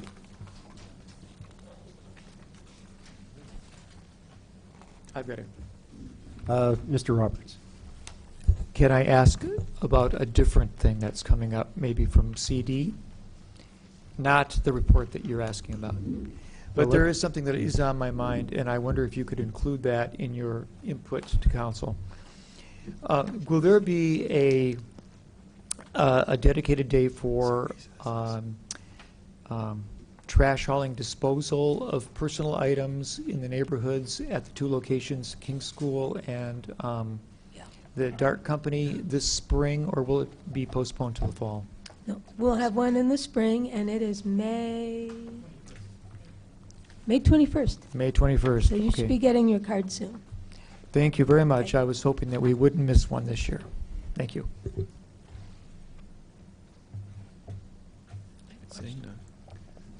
Okay. And Diane. I have a question of John. Or do Sure. you want to give your report first? Well, I was going to be very brief. Libby Okay, actually go ahead. stole my thunder on my report. I wasn't going to give any information. I was just going to mention it's in there that we did change the format quite a bit from the past. One of the things that we did add was on page 2, which was the construction value added. That hadn't been in previous reports before, and that kind of gives you an indicator of how much construction has been going on. The outlier in that was the Carl HVI in 2011, but you can see the trend in the last 4 years has been going up. And in 2015, our building inspector, who retired, his last official workday was Friday, Steve Cochran, said in his 24 years, last year was the busiest year that he had ever experienced. That included the year when we had the tornado. So the activity of the apartment buildings, and there were a lot of projects online that we did reviews for and have gotten out the door. So there's a lot of things going on in the city.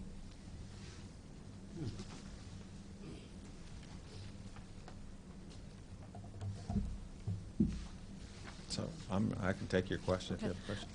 So how are we on systematic inspections? What's our cycle, do you estimate? Well, where our staff is currently working on completing Area 15, which is predominantly single-family homes, and that's what we found out is once we get the single-family homeowners through the process, like the rental property, if they might own one or two, once they've gone through the process, they understand how it works, and it's a lot easier to get through the next steps. We actually, I just checked, we have Area 16 remaining, which is generally Race to Vine, and then from Florida Avenue to the city limits, and those are mostly single-family homes, but I think there are fewer rental properties in those areas, and in that area. And then Area 20 is the area generally bounded by Florida on the south, to Colorado on the north, Vine to Philo. There's a little segment in there, and then the remaining part of Area 20 is Stone Creek, Myra Ridge, and the South Ridge areas, which are mostly single-family new homes, and we probably won't have very many rental inspections in those areas. So we're nearly through our cycle, and then we're going to go back around. We've already done most of the multifamilies twice since the inception of the program, so then we'll start back on the multifamilies and go through the systematic process again. So the good news is we're actually getting through it, and we're, it's been quite a challenge. Okay.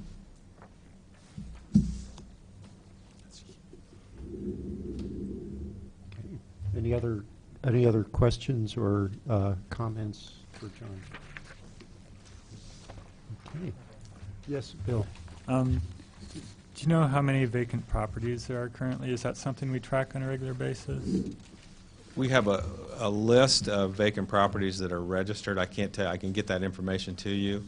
I believe it's less than 25. And then for vacant properties total, we have some that are on a watch list where we work with the owner to, they say they're rehabbing or something like that. They're just turning it over, or but we don't really keep track of the ones that are vacant and for sale. That's as long as they have a for sale sign. I meant more the boarded up ones. The ones that have to register and pay a fee, right? Correct. And they have to make progress toward doing something with their property. Yes, they do. And has not Urbana Townhomes, the other one. Aspen Court. Do they have some registered? They don't have any units registered as vacant. The last I spoke with Chris Saunders, he said they're either in the process of marketing them, and they have their turnover rate. I don't know if Libby can speak to that at all about what's happening with Aspen Court. Yeah, Aspen Court, we're close to having another developer work on that. It's something we've been working with the Housing Authority. I've been able to speak a little bit with Dennis, but there is another developer that we've interviewed who's expressed interest, including purchase of Aspen Court, which will be important to stabilize. I know that the current owner has been poised to sell it as part of the redevelopment for like 3 years, and that's been difficult in terms of the occupancy and maintenance levels, and this will help to stabilize that situation, that we would have a developer who's able to see the project through and get that going. And we'll have more information very soon about that. Okay, thank you. Other questions or comments pertaining to this report? I have one more. Yes, Diane. Just real quick, has the mandatory ticketing for failure to comply had the expected impact, in your opinion? Well, when the inspectors send the letters out to the property owners, and we have the timelines, and the way it works now is because there might be 3 different types of violation with 3 different timelines. When we do a systematic, it might generate, you have the first inspection, then the report, and then they go out and do a follow-up inspection for the first timeline, a follow-up inspection for the second, and possibly the third timeline. So that could conceivably be 4, and if they get an extension for due cause or good reason, might even be 5 inspections on the site.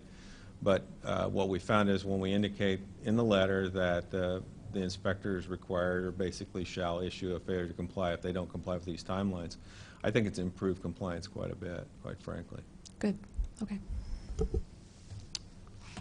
Okay. More comment or questions going once, going twice? Thank you very much. Thank you. This matter was dealt with quite efficiently.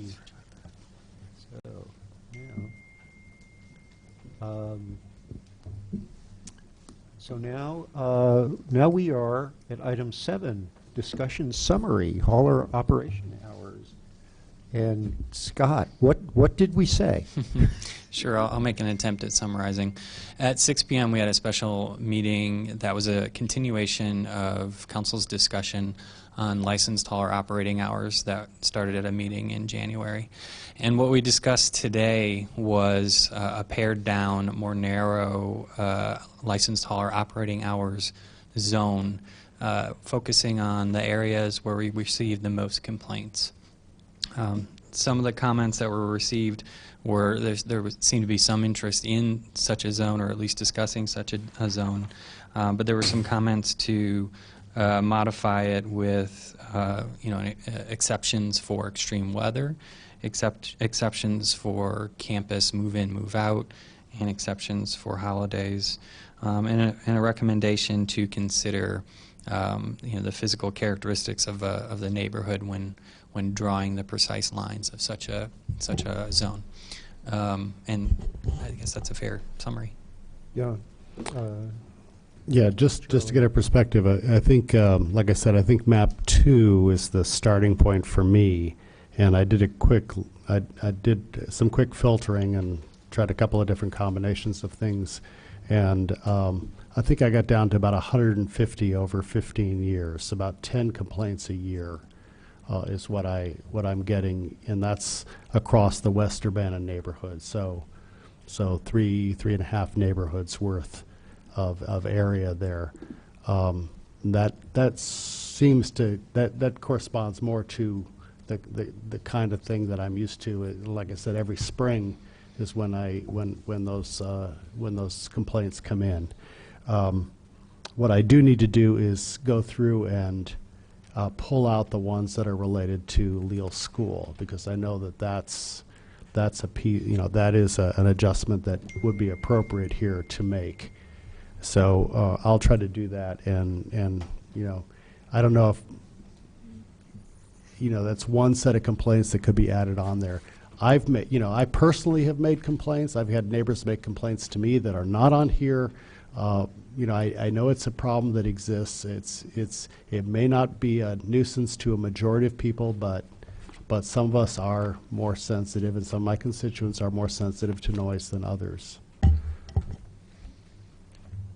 Dennis. Well, and I guess in fairness, I think we ought to mention that in our public discussion earlier, the trash haulers themselves made a recommendation that was a little bit different. They weren't as interested in the effectiveness of a zone because they felt it would be disrupting to their general pattern of pickup. They were asking us to notify them immediately when a complaint was made, because they value their customers, and they would prefer to try to alleviate the question or the complaint through personal contact with the homeowner to see if something can be adjusted, or to find out exactly what aspect of their operation is most alarming to the individual. I mean, so we have that option to consider, as well as setting a regional zone correction, just to be fair. Mayor Pressing? Charlie, is it a seasonal problem? Well, I think that's one of the things I need to take a look at. I have my gut says that when people start opening up their windows in the spring is when the complaints start coming up, and as I said, but people shouldn't have to close their windows. Do we need a statistician for the Public Works Department? That'd be great. Sounds like we do. I can analyze my own data. No, I'm talking about just overall, they get these complaints too. But I think that it'd be important for you, when you get them, to tell Public Works, so we can have one comprehensive. Yeah, well, you can like I keep your said, records, and they can have. Yeah, I can all go of through them. here, and Okay. I've passed on some of them. Right. I think speaking of, a statistician could be useful across the city, not just the police department. And but that's Bill and I probably would relate to that more than others, because that's a lot of our background. So maybe Eric does a lot of statistics too. So. Yeah, if you want to make data-driven decisions, you've got to have somebody who's helping you put the data together. And I got to compliment Alex for doing a nice job of putting data together for us. So, other comments? Charlie, can I make a comment? Yes. I guess my question, Scott, is do you have adequate guidance for the next step? I'm still not completely clear that there's a consensus to move ahead with formally considering a zone plan. My sense is probably there is, but I personally would like. Yeah, I personally would. Okay, well, so let's have a show of hands. Who would like to move ahead in at least considering a zone approach?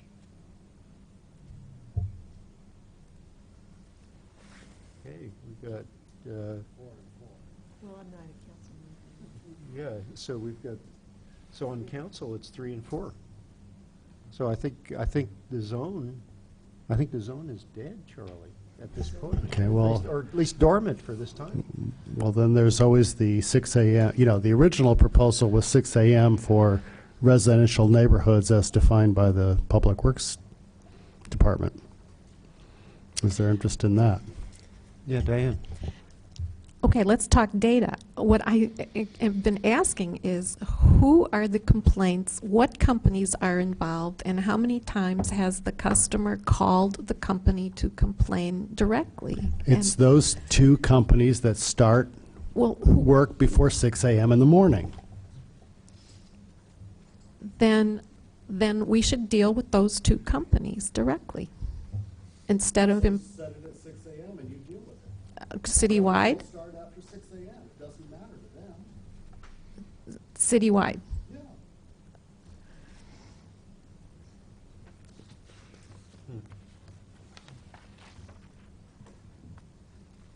Well, so I guess I'm presiding over this and asking for further input. Do we want to direct staff to give us a 6 a.m. ordinance and see what we want to do with it? Is there a feeling that we want to pursue that? 6 a.m. with the exceptions noted. Yeah. So let's have a show of hands on that. Who would like to have us consider that direction?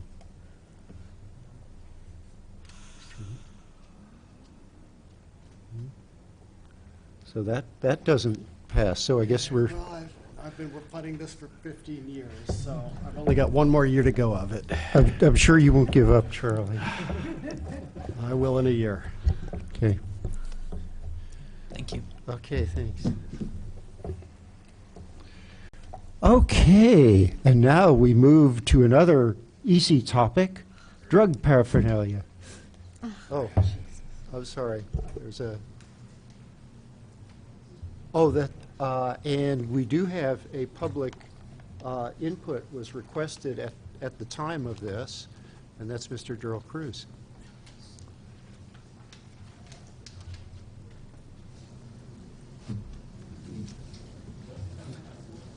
Good evening, and it's only 9:30, so that's a very positive sign with an hour to go.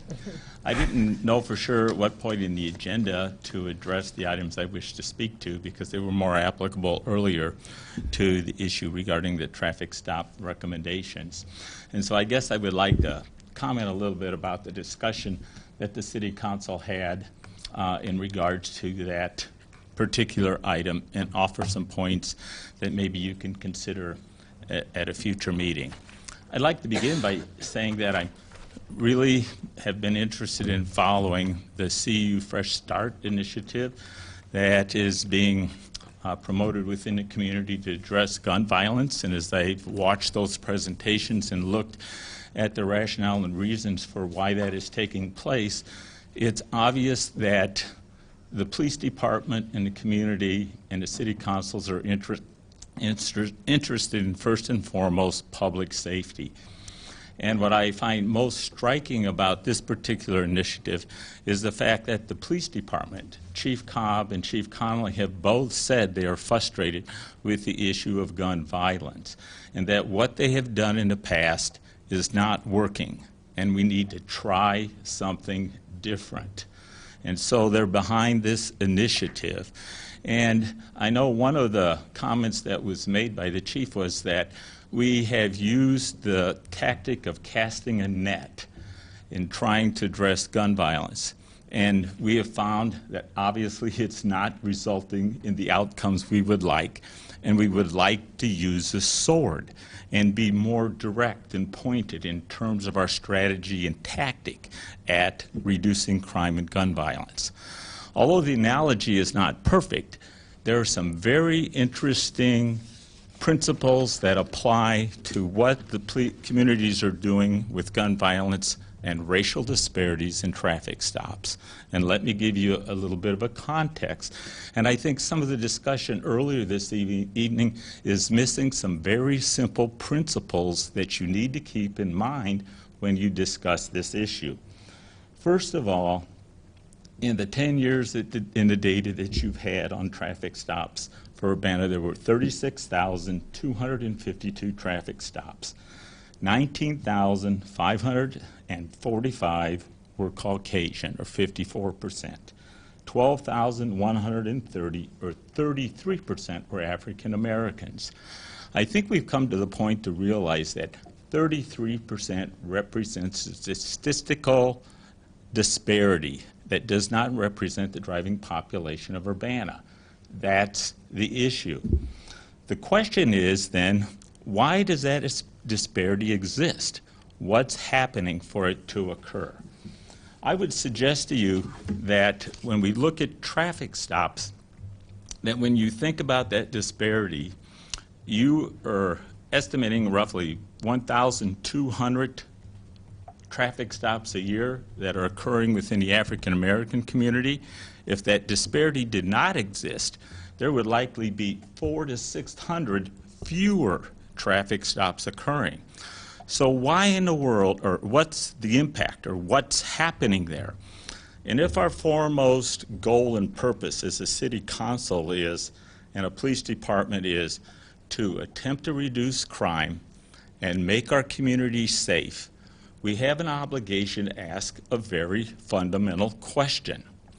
When you looked at the data in the report that was given to you, you saw the step data, or the data with regards to, I didn't know there were 3 types of traffic stops going on in Urbana 18 months ago. Okay, I don't think most citizens knew that is going on, or what that implies. But when you look at traffic safety stops, there is no statistical difference with regards to how people drive by race. You have 1 minute, Mr. Cruz. Okay. The statistical disparity exists most likely in the patrol stops or the investigatory stops. The comments tonight, some of them focused on the issue of saying we need to look at, for example, the police are going to an area because they're called there. Bingo. That's fine. Somebody stopped because they have a light bulb out on their license plate. But in my mind, whatever race you are, and if you're stopped, that's swell. That's fine, as long as you're being stopped for that particular violation. The fundamental question is, when the police department goes into a neighborhood, even if they're being called there, or if a person is being stopped for a routine reason, the question is what is happening if a traffic stop transforms into a different type of stop that 80% of the people don't even know is occurring? And we do not have the ability to analyze or respond to that issue. And the reason is because we need to move beyond the annual traffic stop reports and the data there. We should be well past that. Earl, I'm sorry, but you have to wrap it up. Okay, can I have a minute and a half, please, just to finish? It won't take, I'll just right second at the his end. motion. I would hope. Okay, another minute. I won't even call to debate the motion because it'll take more than a minute. So go ahead. Okay, I'm trying to get my thoughts back. Okay, in terms of the traffic stop data, the question is not the analyzing of data that should be your priority. The priority you should be asking yourself right now is, what exact data do we need to collect first? You don't need a statistician to collect data. It can analyze it. The priority right now should be is when a traffic stop occurs, I want to know what type of stop it was. I want to know if it was one of the 3. I want to know the reason the stop was conducted. And then I want to know if an arrest was made. And then I want to know why the arrest was made. Once you get that data, if you don't collect anything else, if you just collect that, you can answer the question that all of these traffic stops. That's what Alex was saying. The data Well, to be tracked was very important. Charlie, but the public, I understand what's going on. No, I agree with you. Yeah, I'm Well, agreeing with you. I hope so. But I just want to conclude by saying when you collect that data, then you can look and see, were those investigatory stops, was it 1 out of 2 that reduced crime? Was it 1 out of 5, 1 out of 10? And then we have some basis to actually improve public safety and reduce crime and respond intelligently. You have to start collecting this data as fast as you can. You can't keep putting it off month after month. We agree. I think that was. Sure everybody agrees. No. Okay. Or understands what you're supposed to. I just want to speak my mind. I don't need you to tell me anything. Thank you. Okay, we are now ready to move to drug paraphernalia. And who is to introduce this subject? I don't know exactly how it got on the agenda. Was that from you, Aaron? Yeah, it was something that I was trying to get further clarity on, and I know that there was some attempt to do this at first, and I got some, I don't know if, Jim, you were saying that there was some legalities around being able to change have a broad sweeping policy or ordinance around this. The spirit of what I'm trying to bring forward is that if the fine for possession has been lowered to the degree that it has, then it doesn't seem to be consistent or make sense to me, and I don't even know what the fine is. So if a person, maybe Chief Conley could answer this, if a person is caught with a marijuana pipe that has residue in it, how much is that fine currently? If I recall correctly, I believe that is $300. It was apparently consistent with the original cannabis fine. Okay, so then what I'm looking for is whether it's legal or staff or whatever to help us formulate the proper ordinance that would coincide with the reduction in possession. It doesn't seem to be, it's not consistent, and it doesn't seem to be appropriate, in my opinion, for us to have the actual item be $50 and then the paraphernalia to be $300. So I'm just trying to find a way to make that consistent. I'm sure there is a solution, but I think you need to understand, you being the council, because it's a policy question in part and a legal question in part, to understand the context. The way our paraphernalia ordinance is drafted and the amounts provided in the Cannabis Control Act. We know in the Cannabis Control Act for possession, 0 to 30 grams is a misdemeanor. And while our ordinance actually contains no amounts, a municipality has authority in the criminal area, if you want to call it that, only over misdemeanors. The Illinois Constitution does not grant home rule powers to deal with felonies. However, the state chooses to define them. A municipality cannot change the definition of felony. For example, we could not say equivalent of a misdemeanor, i.e. a ticketable item of cannabis, can go up to 40 grams. So we've got 30 grams. However, when it comes to possession with intent to sell, and Chief Conley can address the kinds of things that might evidence intent to sell, there is a different level. It's 10 grams or less. So you've got that component. Also, in the way our ordinance, just our ordinance alone is constructed, there is inclusion of controlled substances, which is governed by a completely separate act. And paraphernalia and controlled substances, with the exception of marijuana, cannabis up to that limit, are all felonies that go all the way up to Class X, which is one level below murder. So the way our ordinance is constructed, to address your issue from a legal standpoint, not a policy standpoint, because that's up to you, is we would probably have to deconstruct a little bit our paraphernalia ordinance because it does include controlled substances. Okay, The- so I just want to, and I think that it's great to get the sort of the complexities of this, right? But that's why I sort of started off with the spirit of my proposal, or what I would like for us to discuss, is to make this consistent with the marijuana. So I would really like to confine the discussion to how do we make it consistent with marijuana. The council has voted that we lowered this fine. It does not make sense for an individual to get stopped with a pipe with residue in it and then get a $300 fine for that. So what do we need to do to lower that? Is that a staff question? Is that a police question? Who helps write that? It would presumably be a combination of police and legal. Okay. I'm sure with direction from you all, you are giving me a general desire. If council gives me a direction to draft an ordinance, a specific ordinance, or make amendments to whatever ordinances we have to address this concern, I'm sure we could come up with something. So if I could, yeah, Charlie.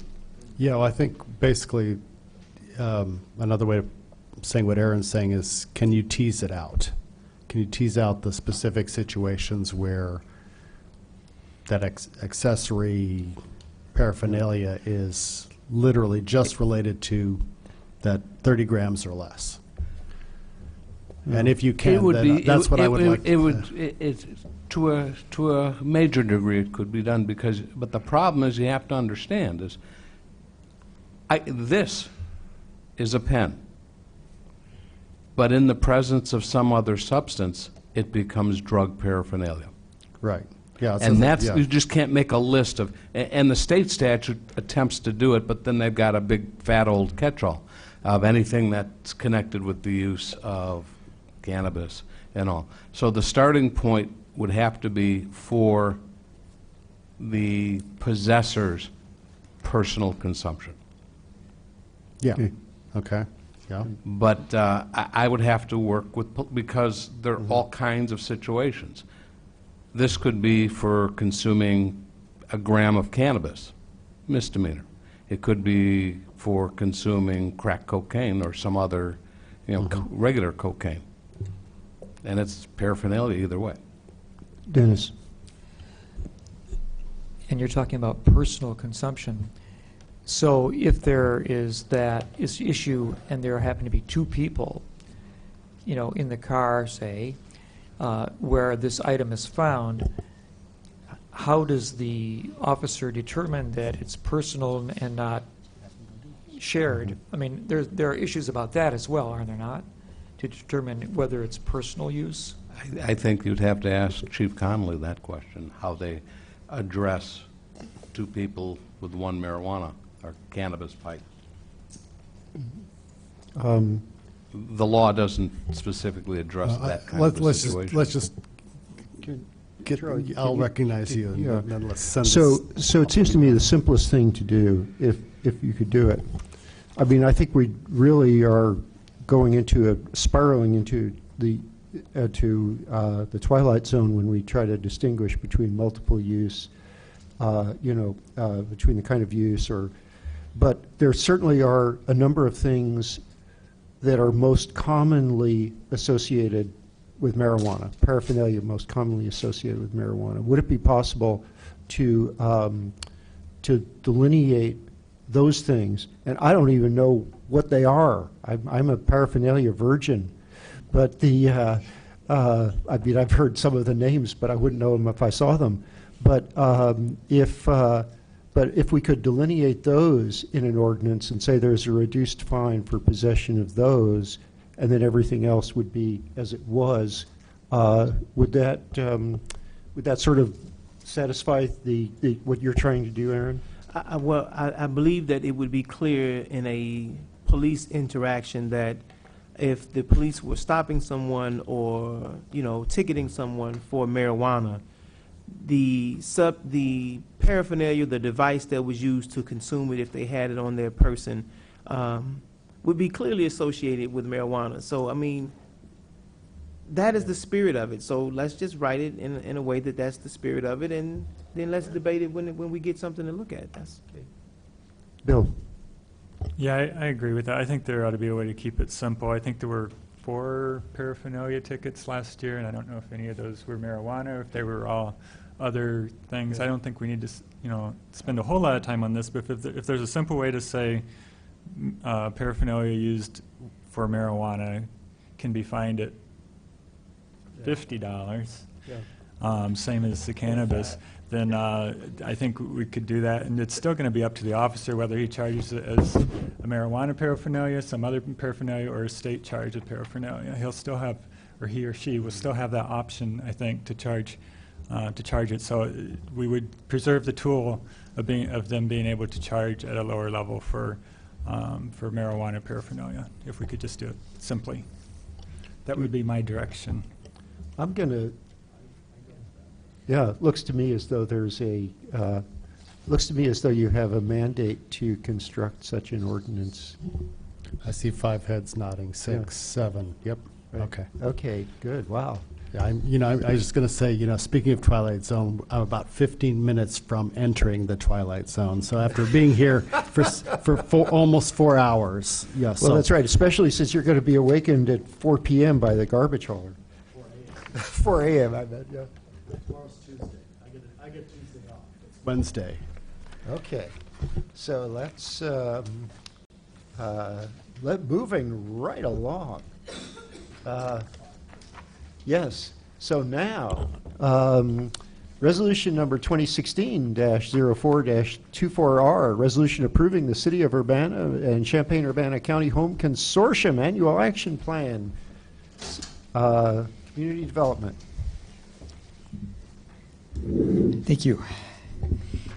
So staff is requesting final input and recommendations regarding the details of the City of Urbana and Urbana Home Consortium Annual Action Plan for next fiscal year, 2016-2017.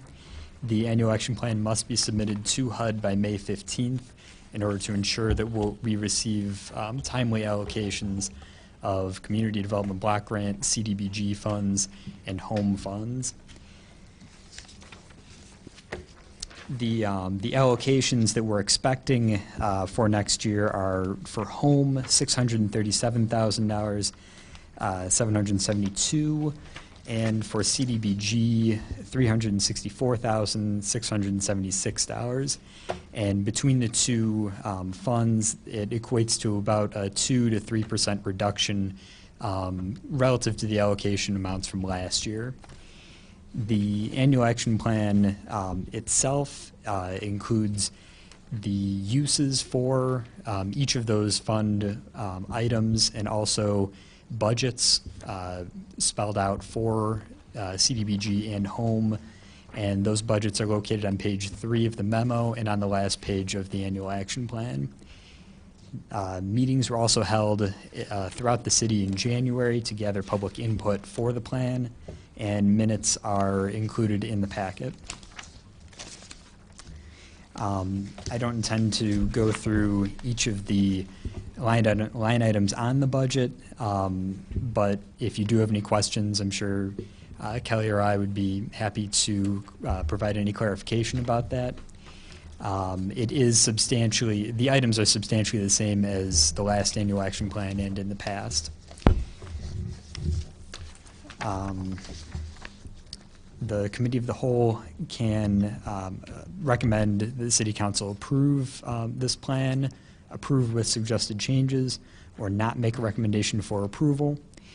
Just as a point of clarification, the plan is actually going before the Community Development Commission at their next regular meeting tomorrow night, and then at that meeting, they will provide a recommendation to City Council. Staff recommends that the Committee of the Whole forward the resolution to City Council with a recommendation for approval. Aaron, you have a question? So, I'm still learning everybody's name. I keep forgetting your name. I'm sorry. Matt, I'm sorry. Matt, I don't know if this is a direct relationship to this, what we're talking about here, but I'm sure it has some connection. What is the, let me put it like this. If a individual is paying 50% of their income for rent. Is that some sort of red flag for us, and does it feed into, how does that relate to what we're talking about here today? The home funds in particular are able to assist people in that situation through an activity called tenant-based rental assistance. Now, the city doesn't directly distribute tenant-based rental assistance, which is essentially a subsidy of a portion of a person's rent as long as they're income qualified.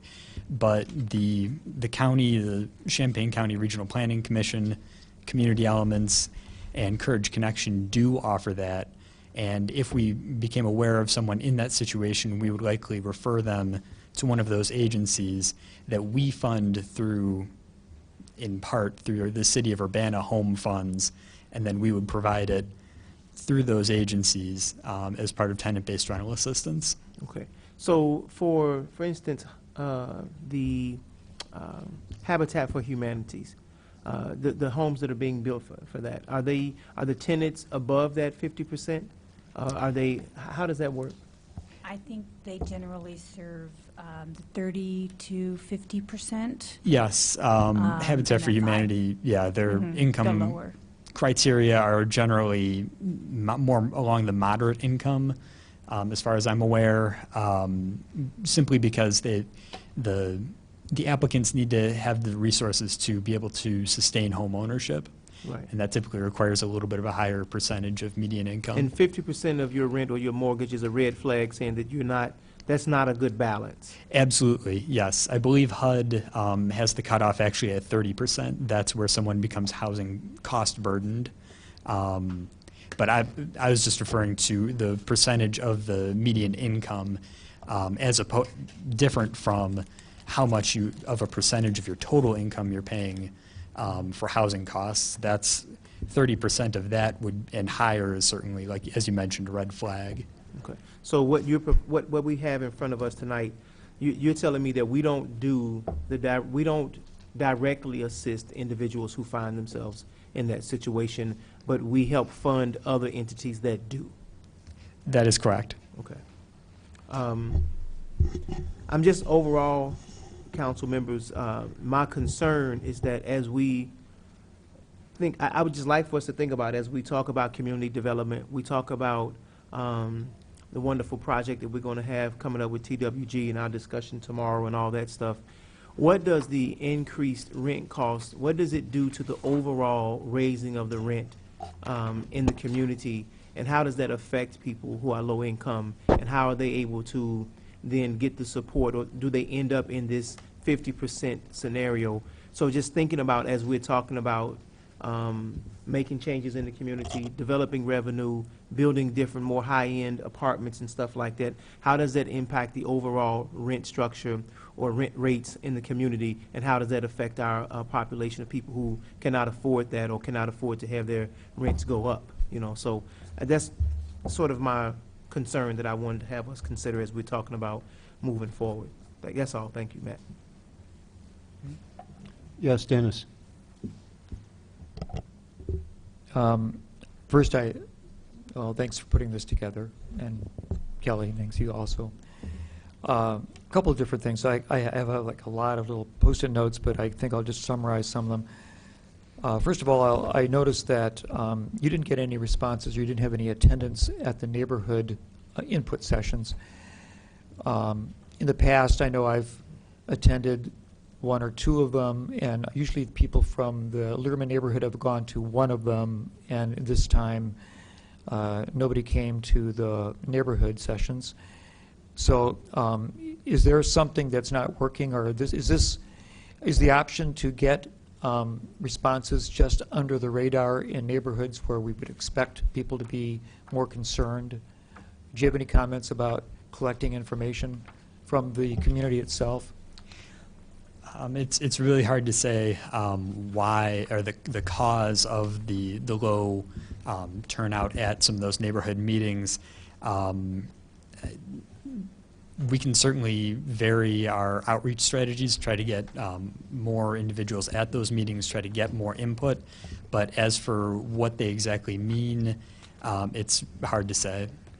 Okay, I appreciate that. We do post, something that we've done recently is the signs that like planning uses for public hearings. We do use those and post them at the sites at least a week to maybe 15 days before the public hearing. So that is something that we are trying to do. Plus, we also, I believe in newsletters, we have also put the public hearing or neighborhood meetings, and I think on the city website as well. So, but we are certainly open to trying other ways to get the neighborhood involved. And thank you. And I realize, I think it's great that you do put out the yard sign kind of approach. I think that would be appropriate.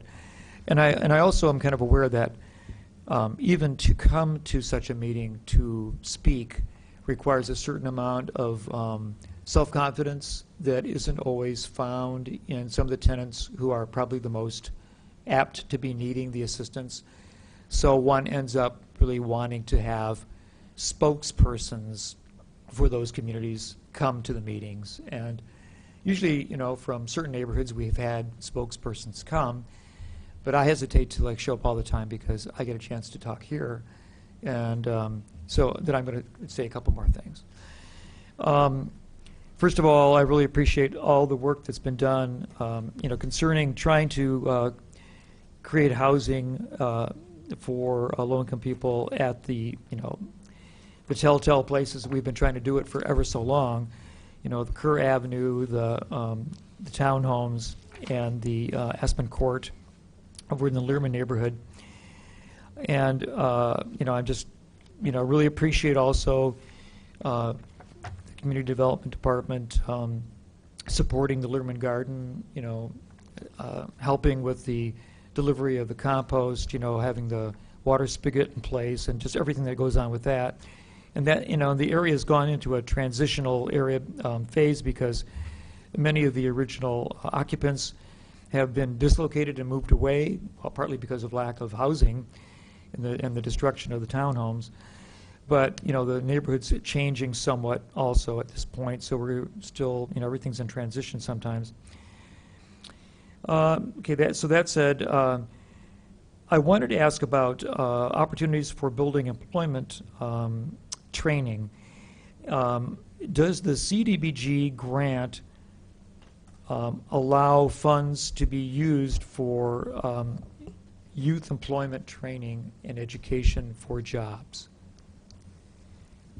I know that there's we can use some TIF money in the school district to create jobs. I don't know if the school's actually using it. I don't know who's using it. I don't think anybody's using it, but there's a job program, at least in Champaign.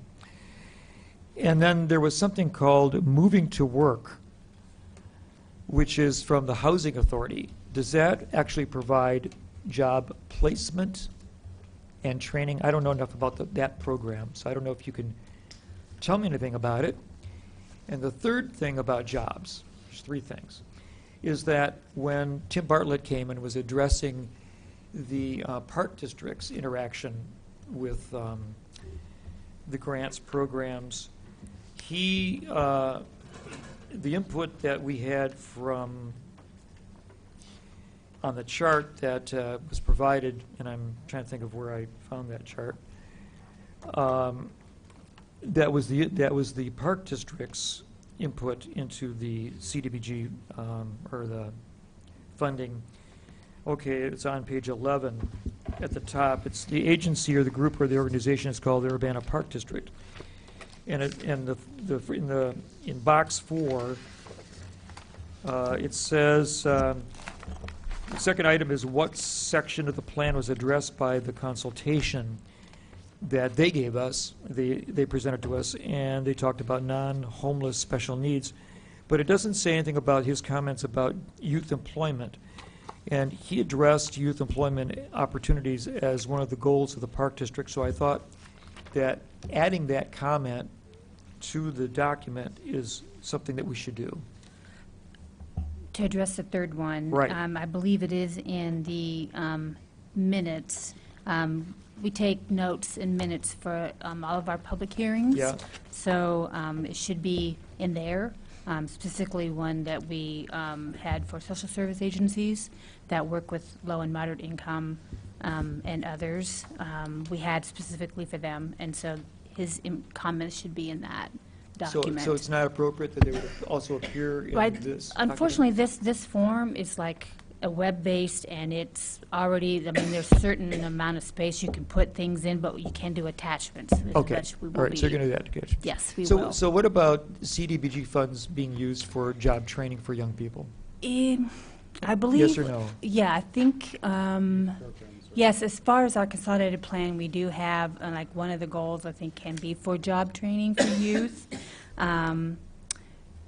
But actually through the social service funding, which has a small portion of CDBG, but, I mean, there are actually job training through the Education for Employment and other, I think Urbana Neighborhood Connection Center also does. So there are agencies that are getting, if it's not CDBG, they are getting funded through the social service.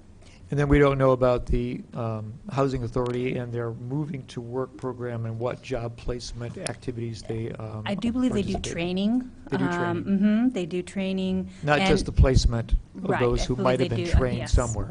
And it's for a specific, it's 18 to 59, I think it is. If you're interested on Housing Authority's website, they do have the Moving to Work plan Yeah, okay. on their website. So I could can get certainly details. get a copy of that for you, but And then in the last thing, this is more speculative, and it's maybe thoughts for the future. I have seen that some communities, and I don't remember where I saw this. I think I might have been on the internet and just browsing or something, but it came up that there are some communities that have provided homeless shelters, temporary homeless shelters that are individual, like mini homes, which is kind of like there's a whole movement about mini home construction. So these are shelters that are like about 10 by 6, so it's enough to have like a bed, yes, and a chair, but it's also shelter for the night or for the week or for the month that you need to survive before you can get that next job or the payment for your first whatever, or to collect the rent money to do something. So can this community, can this city explore a program of construction of mini homes on any development site that we support through funding? Well, it's interesting that you brought that up. At the Community Reinvestment Group, which is made up of banks and stuff, at one point in the last few years, Restoration Urban Ministries has, or at least had, a program that they were looking to start on mini homes. I don't know, and they were looking to build one in Champaign. I don't know if that has gotten off the ground. I haven't heard anything about that since, but so at least Restoration Urban Ministries was looking at something like that. So and we might be working- lucky enough to actually support something like that in the future if some NGO or some organization evolved a plan that included that. Possibly. Because that's that's a real creative thought, and I could see how it really suffices for a certain kind of need in the community. It's sort of like different than having an apartment. Right. Maybe it's more expensive and it's not as useful. I don't know, but the mini homes can be built like habitat homes, by small groups.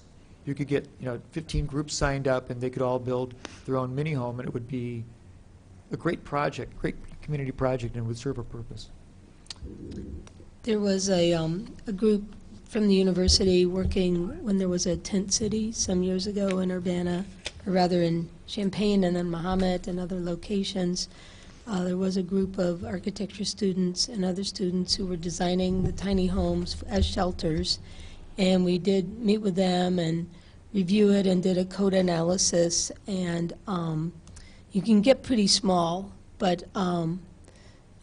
not having the toilet is a code problem, but you can still get a pretty small unit. So we've done some preliminary assessment. There's just an awful lot of cost efficiencies in doing the type of rehab that United Way and other agencies and Kelly Murkowski was also involved in the family emergency shelter. So I think those are some of the obstacles. But it is a nifty idea, and there's some challenges in Illinois, but we had it kind of hammered down to about the smallest footprint possible. And so really, we're talking about some of the cost. It's just a little more expensive to build a little house than to have an apartment. And the Renovate toilet, something, yeah. the toilet thing, you could probably, maybe you could like have, porta potties or something address that question. But I don't, but it would be interesting to like explore it because it's such a creative new way of addressing a problem that's always coming up. To create some privacy was one of the benefits. And another model that we've looked at and come very close to obtaining locally would be, an adaptive reuse of something like a church or a former commercial building, and then you have the efficiencies of the common areas where they can share the bathing facilities. So I think there's some cost factors that make it a little challenging. In the interest of time, move this along here. Diane. I move that we send resolution number 2016-04-024R to council with a recommendation for approval. Second. Okay, those who approve, please signify.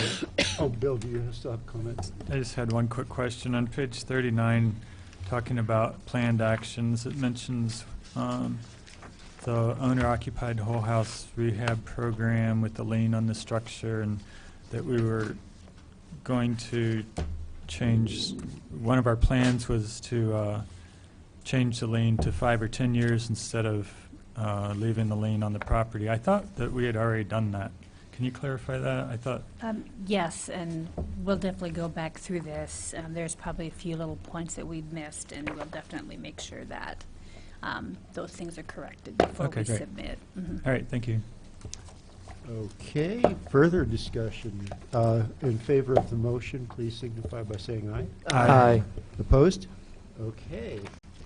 The next item is from Public Works, and is resolution number 2016-04-25R, resolution to approve an amendment to the intergovernmental agreement Tiger 6 grant, Champaign-Urbana. Okay. Well, we should let Mr. Gray present, should he wish to do so. I'll be very brief. This is probably the largest multi-agency project that's ever been undertaken between the cities and U of I. Craig and I and the whole team have worked tirelessly on this, and tonight this is a very time-sensitive action for council to consider. The City of Champaign City Council has to approve by May 17th an agreement with the Federal Highway Administration, which outlines the project, the funding, et cetera. In order for the City of Champaign to make that determination, they need concurrence with MTD, the U of I, and Urbana. In the memo, it outlines that we now know what the cost estimates are going to be for the Project 1 in our case, and Project 5, and yes, the cost has gone up. Craig and I have worked with our partners in coming up with a funding plan that we can meet from our perspective, and everybody else is putting in their appropriate share along with the Federal Highway Administration Tiger Grant money. So there are some impacts to Urbana. There's about $1 million that would have gone toward what I would call street resurfacing work. That's going to have to postpone those sorts of projects. And an example might be Vine Street, just north of us from Maine to University, or Lincoln Avenue, or projects like that. We will get to them, but they won't be as timely as we'd like. But the trade-off is, of course, we're going to get a $11, $12 million project with a $3.5 million investment that's going to happen over these next several years. So we're excited, poised for this work to transpire, and if there's any questions, let me know. But what's in your packet is really just an amendment to the agreement that we had before, and it's Exhibit D is what changes. And Exhibit D in the original intergovernmental agreement with Champaign and MTD and U of I spelled out the costs for the projects and the cost share for everyone. Now in your packet is a new or modified version that totals almost $42 million, of which the city's portion is $3.5 million. And I have to tell you, one way that we're able to make this work for us is there will be a higher commitment of city staff involved in the construction services or oversight of the projects. Initially, that was work that was going to be done by a consultant. So Craig and his staff will be more involved in these projects, and that's one way to make the costs work out for everybody. So I wanted to mention that too. Okay. Charlie. Yeah, Bill, I think connecting Green Street better from campus to downtown is a pretty important project. I think it'll pay off in the long run, but are there possibilities for finding additional funds between now and building, Phase 5 here, or Project 5? Yeah, we sure wish that was the case, and we can't match federal dollars with federal dollars, so that takes any possible federal dollar opportunity off the table. Okay. So the answer to your question would be through our state representatives if there was a capital bill between now and 2019. To my knowledge, state capital dollars could be used toward Green Street Project 5. For Project 1, it would be too late. I mean, I don't see a state capital bill between now and July 29th or whatever the letting date is. So being that as it may, we would have a second opportunity which would need to be known around 2018, 2019 timeframe. So that would be the only other opportunity. Okay. Other questions? Yeah, Aaron. So, Bill, given that we are investing, I guess, what, $3.5 million into this, Yes. what sort of impact do we have or influence do we have on workforce, contractors, participation and all that type of stuff? Well, there will be, the contractors will have to have certain amounts of minority or women business-owned entities involved in workforce. So it's a state letting, so really state rules dictate, not City of Urbana rules, not City of Champaign rules. So, but there are, would be minority and other women-owned businesses that would be involved in this. Do we have project. target numbers of? I don't know. Do you know what those are? No, Mr. Ammons, not yet. The Department of Transportation will assign those numbers when they look at the total package when it goes out to bid, and that will allow the contractor to know, what they have to do target-wise. Typically on projects of this magnitude, you would see anywhere, I'll just give you a range of 3 to 10% of the total contract value that the contractor has to sub out to a minority or female-owned business. Okay, thank you. Okay. Mayor Pressing. I just want to say that these two gentlemen have really done a great job. When the cost of this project changed, we had to negotiate with our partners, and I think our partners were willing to help out, and I think we don't want to let any federal dollars go untapped. So thank you so much for all the work that you've done on this. I'll move to send this to council recommendation for approval. Second. If there's no further discussion, in favor, please signify by saying aye. Aye. Opposed? Okay. Ayes have it. Now, resolution number 2016-04-026R, resolution to approve a letter of understanding with Illinois American Water to install water main. Letter of understanding regarding reallocation of Illinois American water main in Green Street as during construction of MCOR project. Public Works. So move. Just two comments real quick. One is in the title of the resolution, please note the second line, there's the word ton. It should be 2. So that will be corrected for council consideration, assuming this moves forward.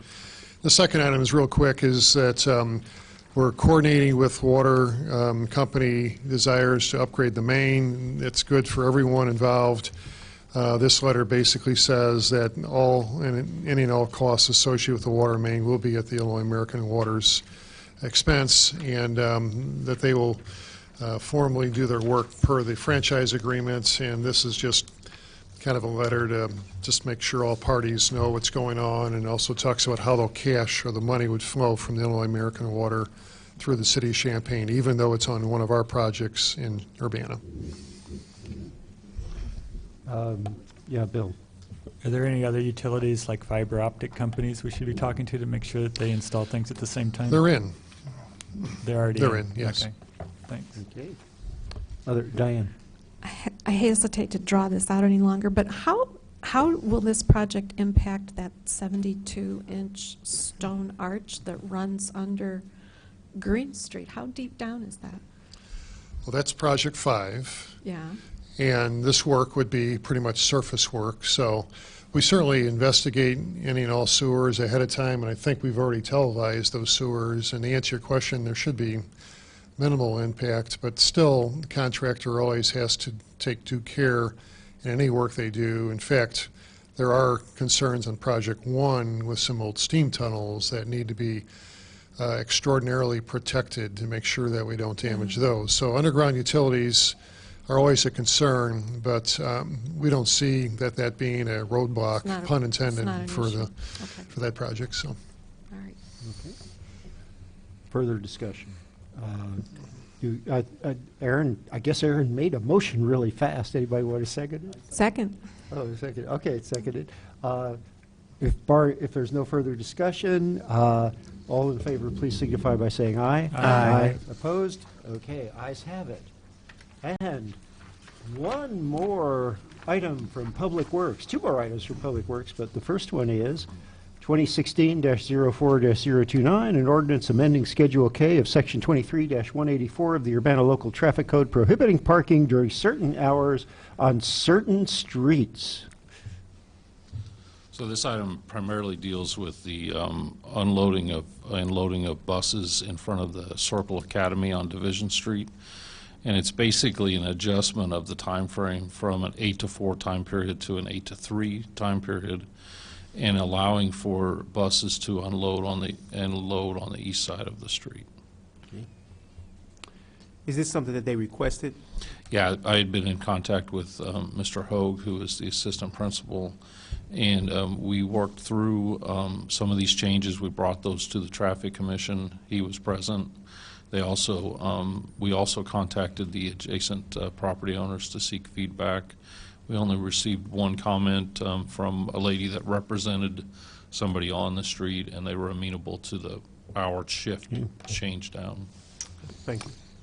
Dennis. Well, then I guess I'll make a motion that we approve and send to council with a... Okay. Barring any further discussion, all those in favor, please say aye. Aye. No, no dissent, I believe.